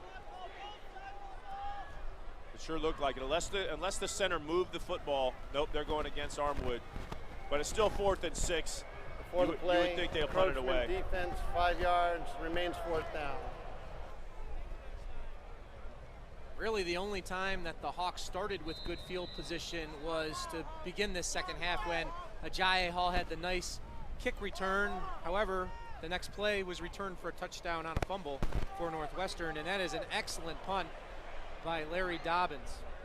Well, he got a spiral out of it that just hit perfectly when it hit the ground and got a fantastic roll down to the 3-yard line. Former Armwood head coach Sean Callahan here to watch the team that he was the head of for so many years, and his protege Evan Davis take on Miami Northwestern. Coach Cal had a few state championships, also had a few losses to these Miami teams. Built quite the dynasty, and Evan Davis has done just a fantastic job. It's different, it's not the same, but they've found the same type of success. Evan Davis highly complimentary to Coach Callahan for the way he handled his retirement and essentially making it clear that Davis is running the show now. Still involved at times with the program, but letting Davis do his thing. In a tough spot to have to try to get out of at the 3. You know you need to score points, you need to do things, but you also don't want to give up something easy and just put another quick 7 points on the board with an interception or something. So you've got to fight your way out of here, and you know what? Northwestern knows it too. So they know you're going to be conservative and come right up the middle, and Presley doesn't have much space to find anything in there.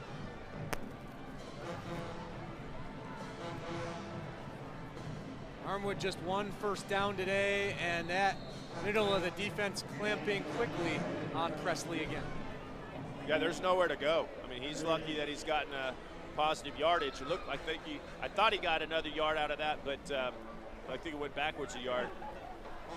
He's not too happy about it, but there's not much you can do in there. Timeout, injury. Kalijah Cansey down. What a career he has had for Northwestern. He'll be heading to Pitt. Max Edwards giving him the credit for keeping the team together keeping the team together during a losing streak this year. This is a squad that lost 3 in a row now, albeit to IMG Academy, Carroll City, and Miami Central, but during that time, Max Edwards so pleased with his senior defensive lineman and how he led. Well, they've been incredibly impressive today, that's for sure. In the backfield all day, just making it tough to even get rid of the football. And the runners haven't found any space at all. Both Wilson and Presley just getting hit at or behind the line of scrimmage on every play. Cansey has had a tremendous game had the hit on Cameron Ransom that forced the interception for a touchdown to opening the scoring by Timothy Burns. There's Max Edwards, trying to make it back-to-back state championships for this school. When I spoke with him the other day, the last thing he told me was he was proud of himself for what a great coaching job he did this year, and it's hard to argue that. Absolutely. Should be proud. You work your butt off, and then you have the success, the ultimate success. You should be proud. That is just the second first down today for Armwood. Ezariah Anderson making it happen from Cameron Ransom. And it's big receivers. You just like to think that they could have gotten the ball outside to these guys a little bit better, giving them a chance to maybe go up and make grabs with their size, but the quick hitter at least gets them out from it, you know, just right inside their end zone line out to the 17-yard line. Still, Northwestern has as many defensive touchdowns as Armwood has first downs at this point. But there is a Jaye Hall with the reception. A reception, but a 1-yard gain. I mean, he just jogged out 4 steps, stopped, and the ball was a little short, so it's a 1-yard gain. But it's single coverage. They're going to have to go up the field and throw go routes, slant routes, or maybe comebacks, but just 1-yard gain is not going to get it done. Third catch of the game for Hall, 3 for 13.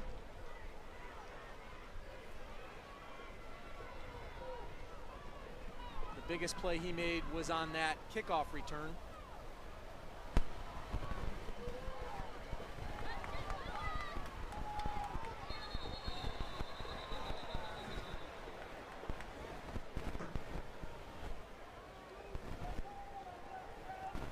Too much trickeration going on there with the shifting and the motion.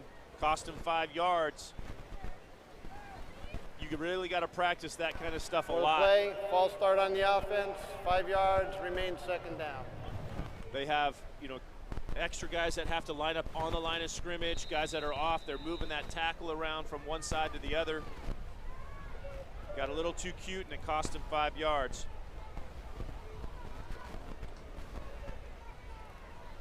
I have a feeling this won't be the last time we see Cameron Ransom playing in this game. A tremendous sophomore year. Handoff to Eric Wilson across the 15. Look, I think when you go trips to the open side of the field, the wide side, and there's 3 guys, 3 receivers with 3 defenders, and there's no safety over the top. The guy's in the middle of where the football is, where the center is. You can see number 20 back there roaming around, or actually there's the guy behind him, number 42. You've got to throw it to those 3 guys. And you can choose to throw it to the single receiver down at the bottom of the screen as well, but you've got to throw it up top to one of those 3 guys. Armwood 1 of 8 on third down, make it 1 of 9. Hall is standing there by himself. Nobody covered him. He's just wondering, why didn't you throw it to me, man? Missed an opportunity there. Went for Patrick Oden in triple coverage.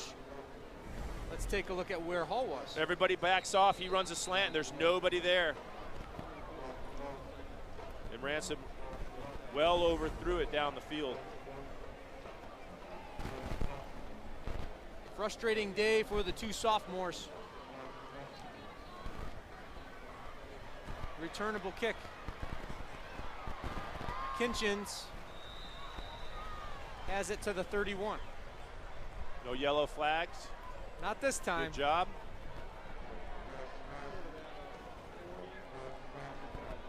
No white flags either from these Hawks, but they are in trouble right now, down 22-0. Yeah, they are, and you can see it in their body language. They need something good to happen, get themselves a little energy going.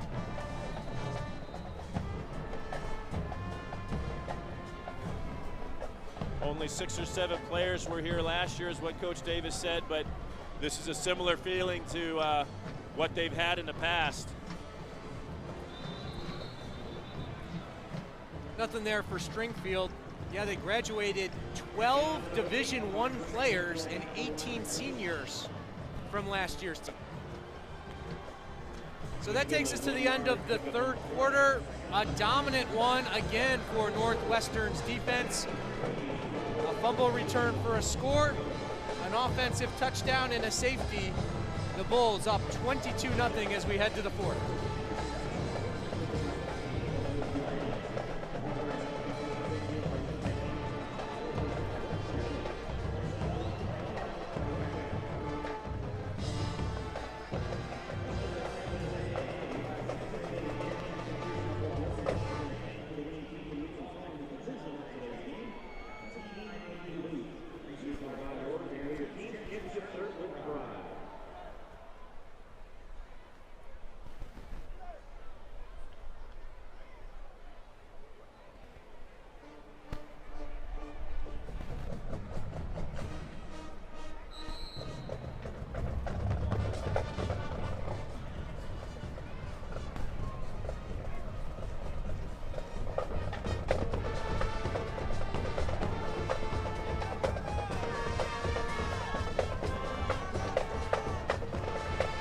Minutes separating Miami Northwestern from its second straight state championship and 6th overall.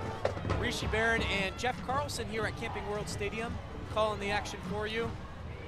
And the Bulls on the move again, Jeff. Velez swing pass. Ball comes out at the end. And the Armwood Hawks have recovered. They needed something good to happen, but can the offense muster anything? That's been the question because they haven't been able to so far. Dwight Jackson had the catch, but it was knocked away. Let's take another look. Certainly a great way to start the fourth quarter. It's a very simple, look, low risk play, but they put the ball, I mean, right before he goes down, that ball came out. Roel Whitaker causing the fumble, recovered by Justin Williams, who has offers from Wake Forest, Southern Miss, Maryland, and Tulane. Again, you look at this, and the safety in the middle really can't help. So whether it's the top of the screen now to the single or down below, they have to throw it, and they've got to get it to one of those guys. They're all singled up. They're getting kind of manhandled out there, even as receivers. Well, if you were wondering about the health of Kalijah Cansey after he came out, your question answered there. He looked spry as ever.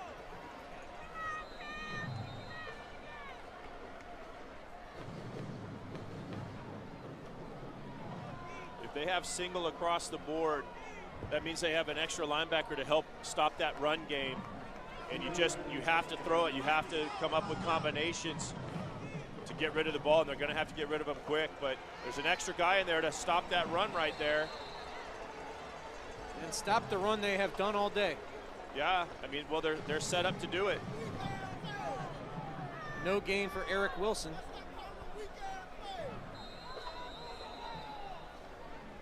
Oh, Coach, Hall got in a little accident with the referee. You don't want to get him upset. Well, he helped him up. He helped him up off the ground, so he did the right thing. But 3rd and 9 for the offense, and so conservative in 10 minutes left in the fourth quarter, down 22-0. You would think that they would start opening it up, even though whether it's a risk or not, you've got to try. All 5 receivers out in the pattern this time. They're 1 of 9 on 3rd down. There's your high-risk play you mentioned, and it's almost caught but knocked away at the last minute. The Northwestern commit, Wayne Dennis, trying to make the grab. But I'd rather see them try that on 1st and 2nd down as well, because they were at 3rd and 9, so they got 1 yard out of 2 runs. Throw that up 3 times, and I would bet that he could come down with that 1 of 3 times. He almost got that one. And you can also don't just have to throw the outside go route. You can run slants and posts as well. Ronald Delancey on the coverage. He has offers from FAU, Toledo, USF, and South Carolina. This Northwestern team lost 2 big-time recruits, Wild Coos and Wilson, from last year's team at cornerback. Defense hasn't missed a beat. And Northwestern gets it back with 10:14 left here in this title game. Armwood still at 39 yards of total offense. That was after getting 31 on the first drive of the game. Wow. Or 31 on the second play of the game, I should say. It has been a dominant defensive effort for this team wearing the blue and the gold. Offensively, they haven't had to do much. One big play touchdown for Nathan Noel.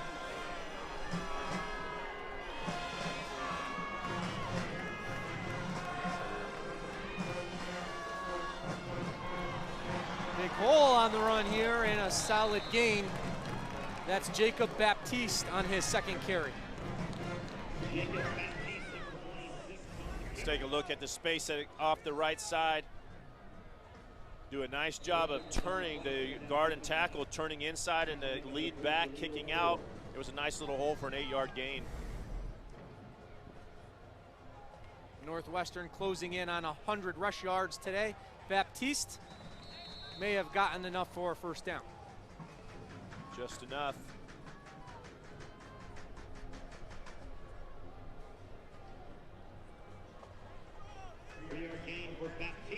Well, the Armwood Hawks got the fumble recovery on defense. Offense just not able to do anything with it. It's been 3 plays or less and out for Armwood most of the day.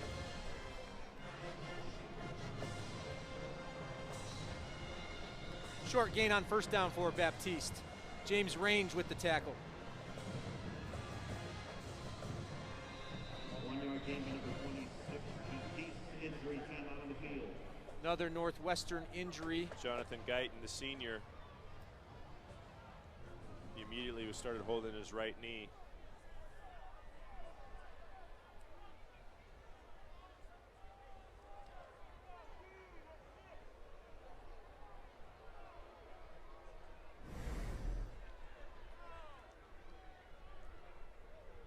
Oh, you can see the body come around and take out his lower leg.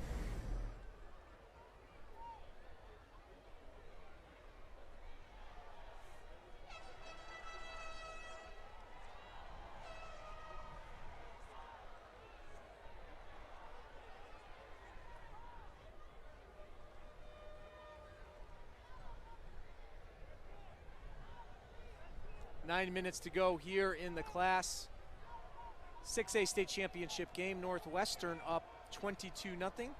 It's been a great weekend here for us at Spectrum Sports. One more state championship game still to come for you later tonight. Mandarin versus Columbus in the Class 8A state championship. This weekend highlighted by Bill Castle in Lakeland. Getting back in the state championship win column last night, beating St. Thomas Aquinas. Jeff, you were here for that one. Pretty special moment on this field. You know, it really was. It was great to see Coach Castle once again get it. And you know what? They earned it. They were really, really good. Well, I mean, offense, defense, and they even returned a kickoff 99 yards right when they needed it to answer Aquinas. They had come out in the second half like gangbusters really, really well. They scored and were able to return a kick 99 yards for a touchdown to slow down that momentum. And, you know, they had the crowd behind them. And then they really just dominated on offense and defense for the rest of the game. And Aquinas could do nothing to stop DeMarcus Bowman, the running back, who's had such a fantastic year, almost 2,500 yards on the season. Fun game to call. Before the play, false start offense, 5 yards, remains second down. What a career Bill Castle has had. Dynasty in many ways at Lakeland, and here at Northwestern, Max Edwards, in arguably the toughest district in the country, they're building something pretty special too. And you can just see how much talent is in Miami, because these guys come in 9-5 and are here dominating. Jalil Kaur with the huge hit, but Ricky McKnight after the catch springs right up, points first down, claps it up. Yeah, Tough kid. Sure glad to see him pop up, because this is a big hit. And it's completely legal. Come in and hit him low.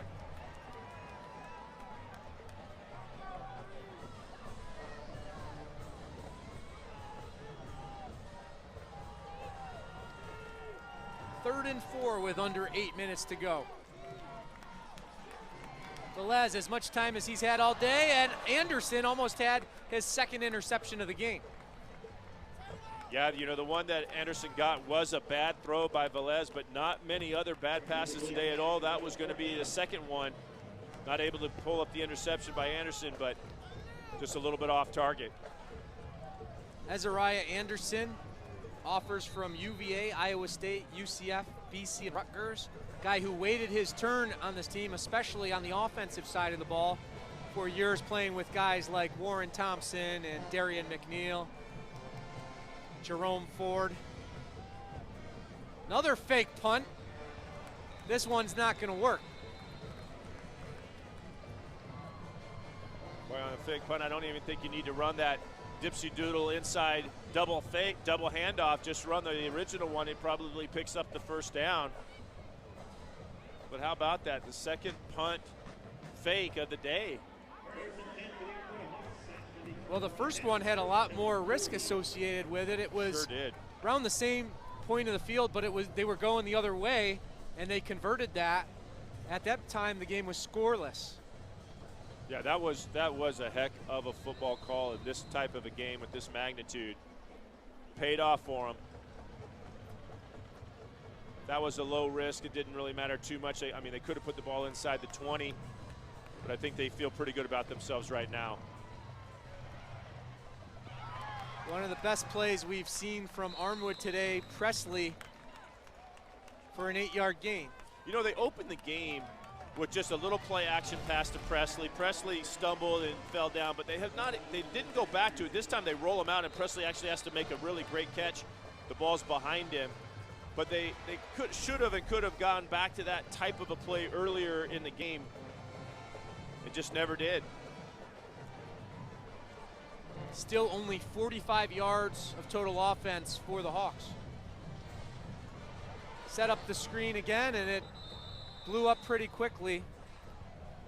Brings up third down. Eric Wilson wasn't ready for it at all. I think the pressure, even though the screen is set up to allow pressure, let those guys come through and you throw it over the top of them, but maybe just a little too fast that Wilson wasn't even ready for it yet.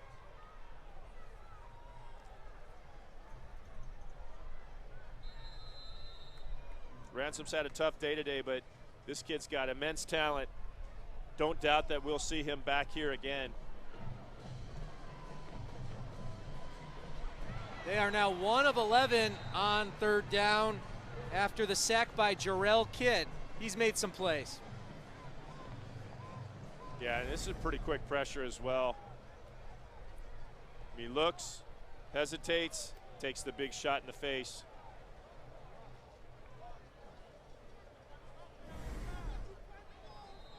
Just a dominant day on defense for Northwestern. A team that was at one point in the season 3-5. Not too many people thought they would be back here, especially with Miami Central, who beat them 38-10 in their way. But they won the rematch, and now Kinchins, who returns the kick, and company 6 minutes, 26 seconds away from a state championship. Flag on the play.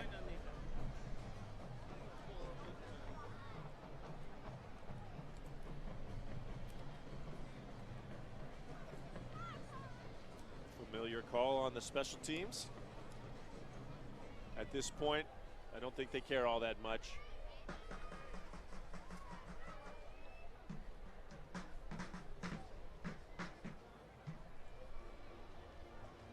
Well, when Max Edwards came and took this program over, he told them within 2 years they'd win a state title. They're about to make it 2 During the and return, 3. block in the back on the receiving team. 10 yards from the end of the run, first down. Water break.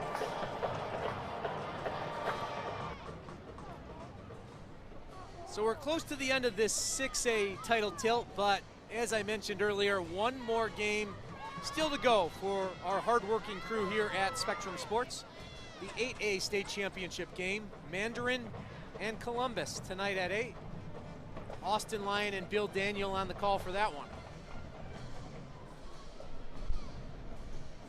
Jeff, it's been a fun weekend. It always is here in December, and a lot to love about this season of high school football. A great way to end it here in Orlando. Well, and all the more special for us because we didn't do the regular season, so to get these opportunities and to get the high quality of football that we're watching, it's a pleasure and and a blessing to be out here and watch these games. It's fun. I mean, it's, you know, watching Armwood with no points on the board and how good they felt going into the game. That's a tough one to swallow. I feel for Coach Davis, but it's been fun to come out here and watch his high-quality players. When you look back at what Armwood did to other teams in its path, outscored teams 152-13 in the first 3 rounds, that emphasizes just how good this Miami Northwestern team is. And I'll tell you what, Clyde Pinder has certainly done his part tonight. Yeah, he's really stood in there and made it very difficult to get them. I mean, they don't have big numbers either on offense, right? But the offensive Armwood gave up quite a few points and some big plays that hurt them dramatically. But they've actually played a pretty good defensive football game overall. They've given up 249 yards, but a lot of them came on that 165-yard touchdown. 3 tackles for a loss today for Clyde Pinder. Evan Davis told us the rotation with him and Desmond Watson kind of reminiscent of what the Tampa Bay Bucks used to do with Warren Sapp and Booger McFarland. That's high praise, and the run there for Sean DeLauder out of bounds at the 31. Well, Watson and Pinder are coming back.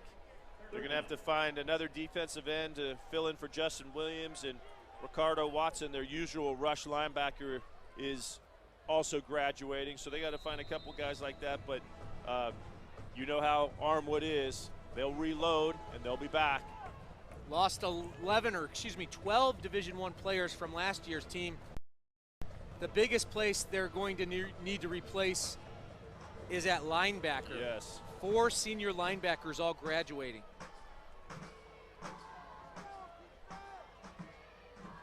Offensively, they'll have most of their skilled guys back.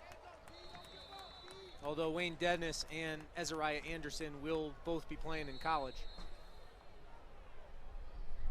So that brings up 4th down. Armwood's defense has done its job for the most part all day. Timeout taken by Evan Davis's crew. 5:22 to go. 3-score game, but it feels like a lot more. Well, they take a timeout with 5:22. I feel like they need to throw the ball on offense, so if they throw in completions, it stops the clock. If you're willing to take a timeout to stop the clock here, then you got to be throwing the ball, and if it's incomplete, it stops the clock, not running the ball and huddling up and taking the full 25-second clock and all that kind of stuff. So if you're still in this game and you want to, you know, compete, then you got to get going on offense and throw the ball outside. Whether you catch it, you make positive yards, or you miss it and it stops the clock. Armwood has been known to block a punt or 2 the past couple of seasons. That would be huge.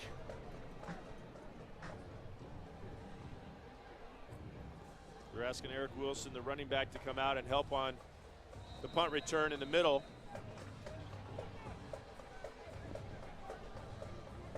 Larry Robbins, the senior captain, to put his foot to it. Roel Whitaker with a good rush. Fair catch is made by Patrick Odin, and the Hawks have 5:14 to work with to get 3 scores. And they're not going to be able to work down the field, you know, to methodically work down the field. It is going to have to be some splash plays and some special things happening to try to get something quick to even give them a chance. Armwood team that sent South Lake and Lake Weir home in the playoffs with a running clock hasn't been able to find anything offensively. 39 total yards. That's the story of this game.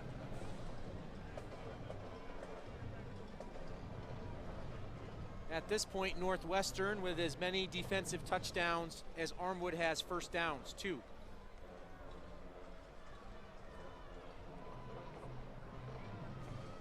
Ransom. Solid inside run close to the sticks.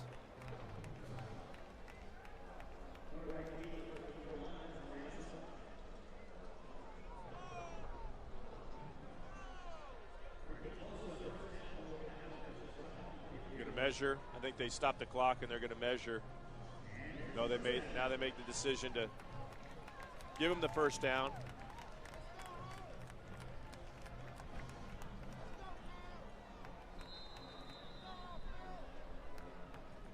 5 minutes to play here in the Class 6A state championship game. It's off the hands of Ezariah Anderson.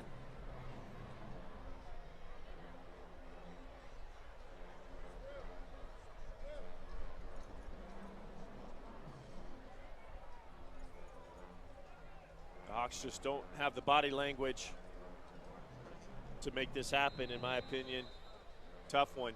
They've just, I mean, this quarterback he's taken a lot of big hits. It's been a tough one back there. A lot of quick pressures, a lot of clean shots on him as well. He's just, I mean, he is a young man, 15 years old still, I believe.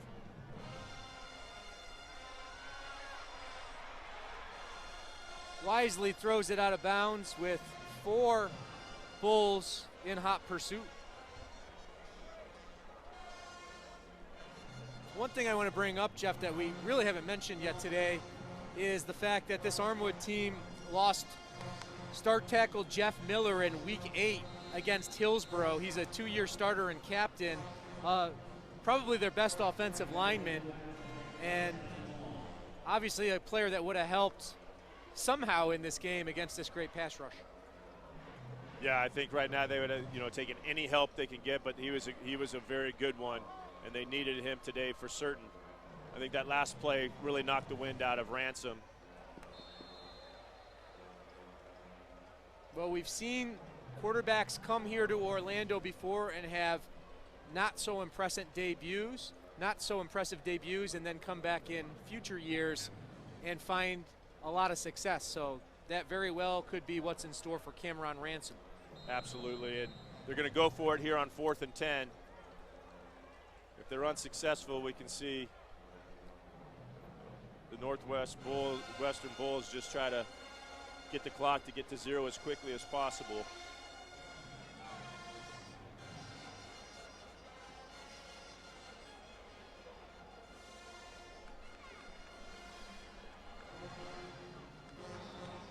And they will not convert, so Northwestern with the football and 4 minutes and 22 seconds to grind out to hoist the trophy. Ransom slow to get up on this one. I think it was the play, 2 plays beforehand that really actually got him. And then that one, as he knows he's probably not going to go back out on the field anymore, really demoralizing for him. Makes it hurt all the more. What a year it's been for Ransom and the Hawks. Ransom winning the job late in fall camp over backup Trey Simmons, and 25 touchdowns to 5 interceptions as a sophomore. That's the same interception to touchdown ratio that Devin Black had last year entering the state championship game. The future still very bright for the Hawks, but for the 5th time in 6 years, we'll make it here to Orlando and come up short against the team from Miami. Yeah, it's a familiar script. It's a tough one for them. They're so successful, and it just gives you that feeling that they're not finishing their goal. But gosh, man, so many teams just wish they could be Armwood. They're so good every single year. But the Northwestern Bulls have been significantly better the last 2 years. They milk every second of that play clock. Noel out of bounds, flag comes in.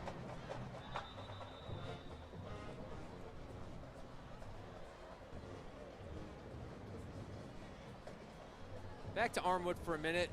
When they lost to Tampa Bay Tech, even though the fact that Tech has been such a solid program, I think it's a result that shocked a lot of people and maybe thought that Armwood isn't going to be the same type of Armwood team this year, but still has been an amazing season for the Hawks. Well, I think that's could have been the best thing that ever happened to them. Is lose early and give your coaches ammunition to coach all season long against that. During the play, block below the waist on the defense, 15 yards from the end of the run and a 1st down.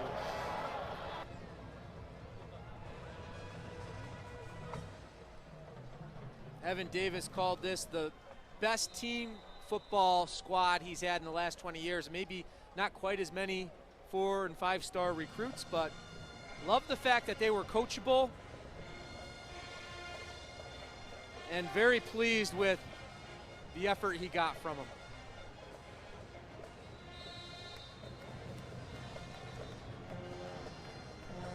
Well, he's got to be pleased with the effort today. Defense has just stymied Armwood's offense. And all their offense hasn't been as explosive as they're used to. They've been solid. They haven't made many mistakes.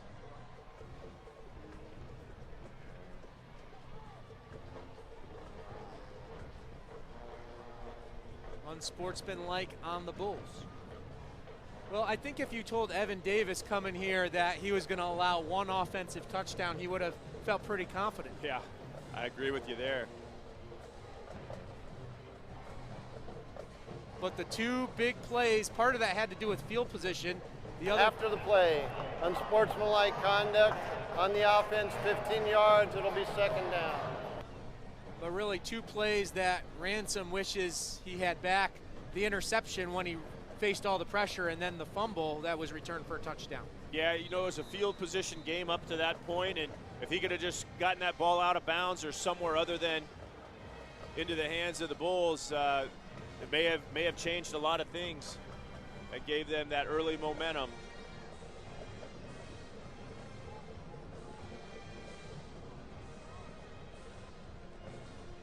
Hinder making his fourth tackle for a loss. Then there's Max Edwards, a Miami Jackson alum. This is the second time he's been at Northwestern, an assistant under Billy Roll and Roland Smith. You know his only worry in life right now? What's that? Where and when that ice bucket's coming from. Well, that's probably why he had that towel around his neck that we saw in the pregame. I bet you he carries that pretty much even when it's 95 degrees outside. But I'll tell you what, those ice buckets, pretty lonely over there right now. I don't see any activity. Watson with a tackle for a loss on the trick play. So the question is, who's going to go for him? Or is it just business as usual for the defending state champs? No, I don't think it's business as usual. This is a special day. I don't think state championships get too old. Well, certainly not for this Bulls group. A lot of players who are either new to the program or weren't in key roles last season, part of this run, including that man, Isaiah Velez. Certainly didn't have his best game today, but has done what he's needed to. Northwestern. Yeah, he has, but I mean, you credit the Armwood Hawks defense. We talked about it. You just said one offensive touchdown. I mean, they've played a heck of a football game against a very dynamic offense. I mean, think about when we talked about Jacquez Stewart early in the game or before the game. He really didn't make a big impact in this game to that kick return, but got called back. But up until that point, there just wasn't that much going on. So, I mean, 11 has had a good game, but the Armwood Hawks defense has been pretty good today. I do see activity around those water buckets now. They may be formulating a plan. So stay tuned on that. 1:17 to go. Oh, yeah, something's going to be going on. It's going down. Now, I would think the key to this would be surprise and not just hanging out there. If Coach looks back there, he's going to see that coming. Not that he doesn't know that it's coming. He knows it's coming, exactly. I can't tell if that's him on the far side. I think that towel went up and over his head to save the ice from going down his neck. That's the worst part of it of all. I've never had an ice bath shower, but I can imagine that cold ice water going down the back of your neck is the worst part of it. Oh, yeah, he's ready. Yeah. And then the assistant coach's job is to turn him around and make sure he doesn't see it coming. That was a heck of a defensive job. What a surprise the way this game has gone. You know you've won a state championship previously when you're prepared like that. He brought that towel. No, now it comes down. He's ready to celebrate. Now there is another water bucket that is being carried, so they're going to get a 15-yard penalty here. They're celebrating with 1:03 left on the clock, but that's okay by the fans and the coaching staff. They're okay with that. The defense by the assistant coach to keep him mostly dry, very reminiscent of the effort on the field, where Armwood has 49 total yards with 1:03 to go. For the play, unsportsmanlike conduct on the defense, 15 yards, it's a first down.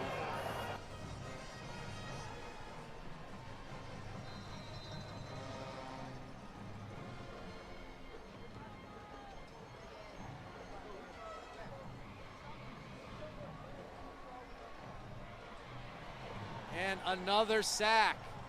More lost yardage for the Hawks. I think we'll have one more play before it's all said and done here.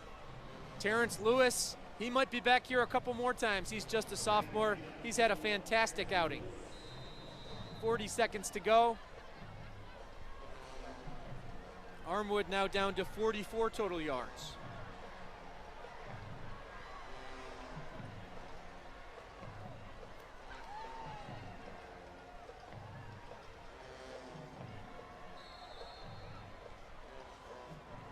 The Northwestern Bulls were 3-5 at one point this season. And then they got red hot at the right time.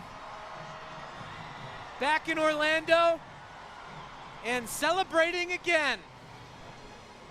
The Bulls repeat as state champions, stampeding through Armwood's offense today.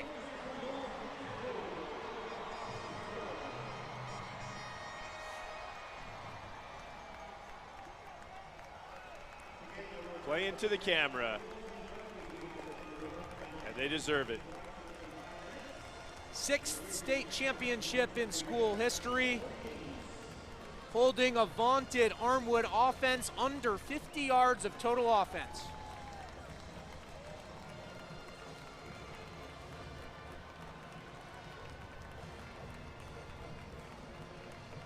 That may be the most dominating performance of the 7 games that we've witnessed over the last 3 days. And what a day for Samuel Brooks, the senior defensive end and captain. Last season was not part of the state championship festivities on the field. He was out with an injury. In fact, his teammate, Division I football player Demetrius Mays, wore his number 1 in his honor at the title game last year. This season, Brooks back, committed to Miami, and scoring a defensive touchdown to help the Bulls win it 22-0 here at Camping World Stadium.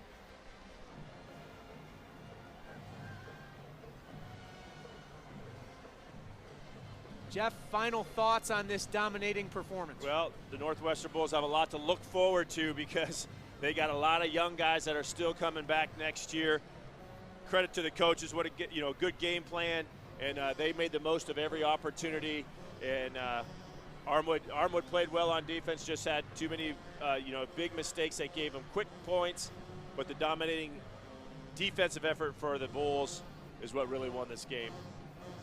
2 defensive touchdowns and a safety, 1 offensive touchdown, and pretty much nothing allowed to Armwood.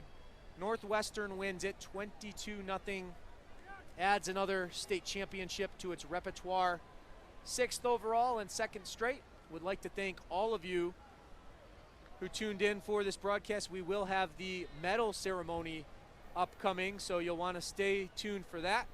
Later tonight here on Spectrum Sports, the Class 8A state championship game between Mandarin and Jacksonville Columbus. Northwestern holding those fans. Would like to thank Chris McCulley, our entire Spectrum Sports staff, and Jeff Carlson here in the booth, along with Robert Wiener, Plants head coach, who joined us in the 2nd quarter. I'm Risha Barron saying so long from here at Camping World Stadium. The medal ceremony is next, and later tonight, it's Mandarin and Columbus. Good night.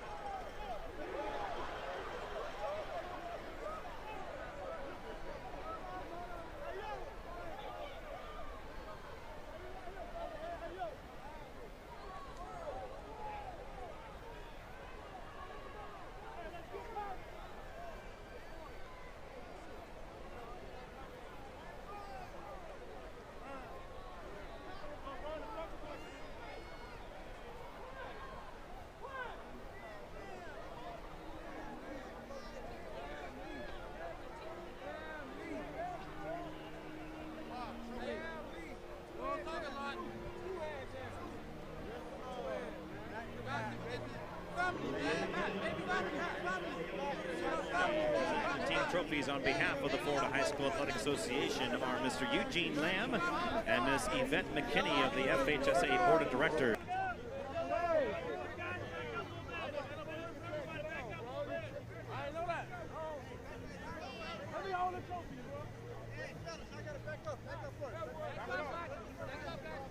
Back up! Trying to back up. Backing up on me. Back up. Hey, we'll get the players up here. Yo. Back up.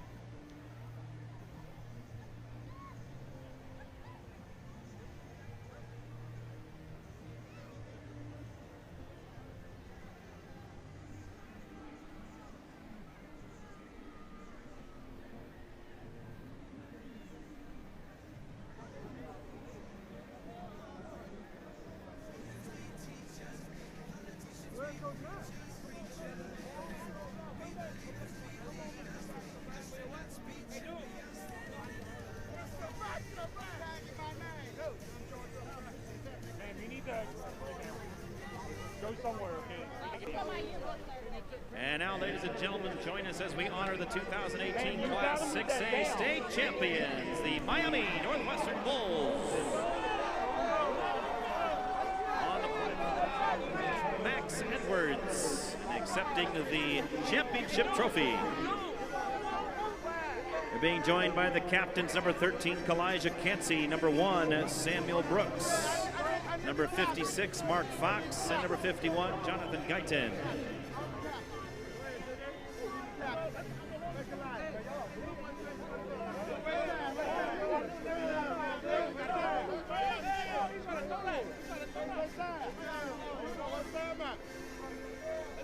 Ladies and gentlemen, finishing the season with 10 wins and 5 losses. Let's hear it for your Class 6A state champions, the Miami Northwestern Bulls! That's the shit I'm talking about right there. That minute shit. Okay, I'm gonna let you hold it right now. Oh, y'all might want to back up. So when I get in here.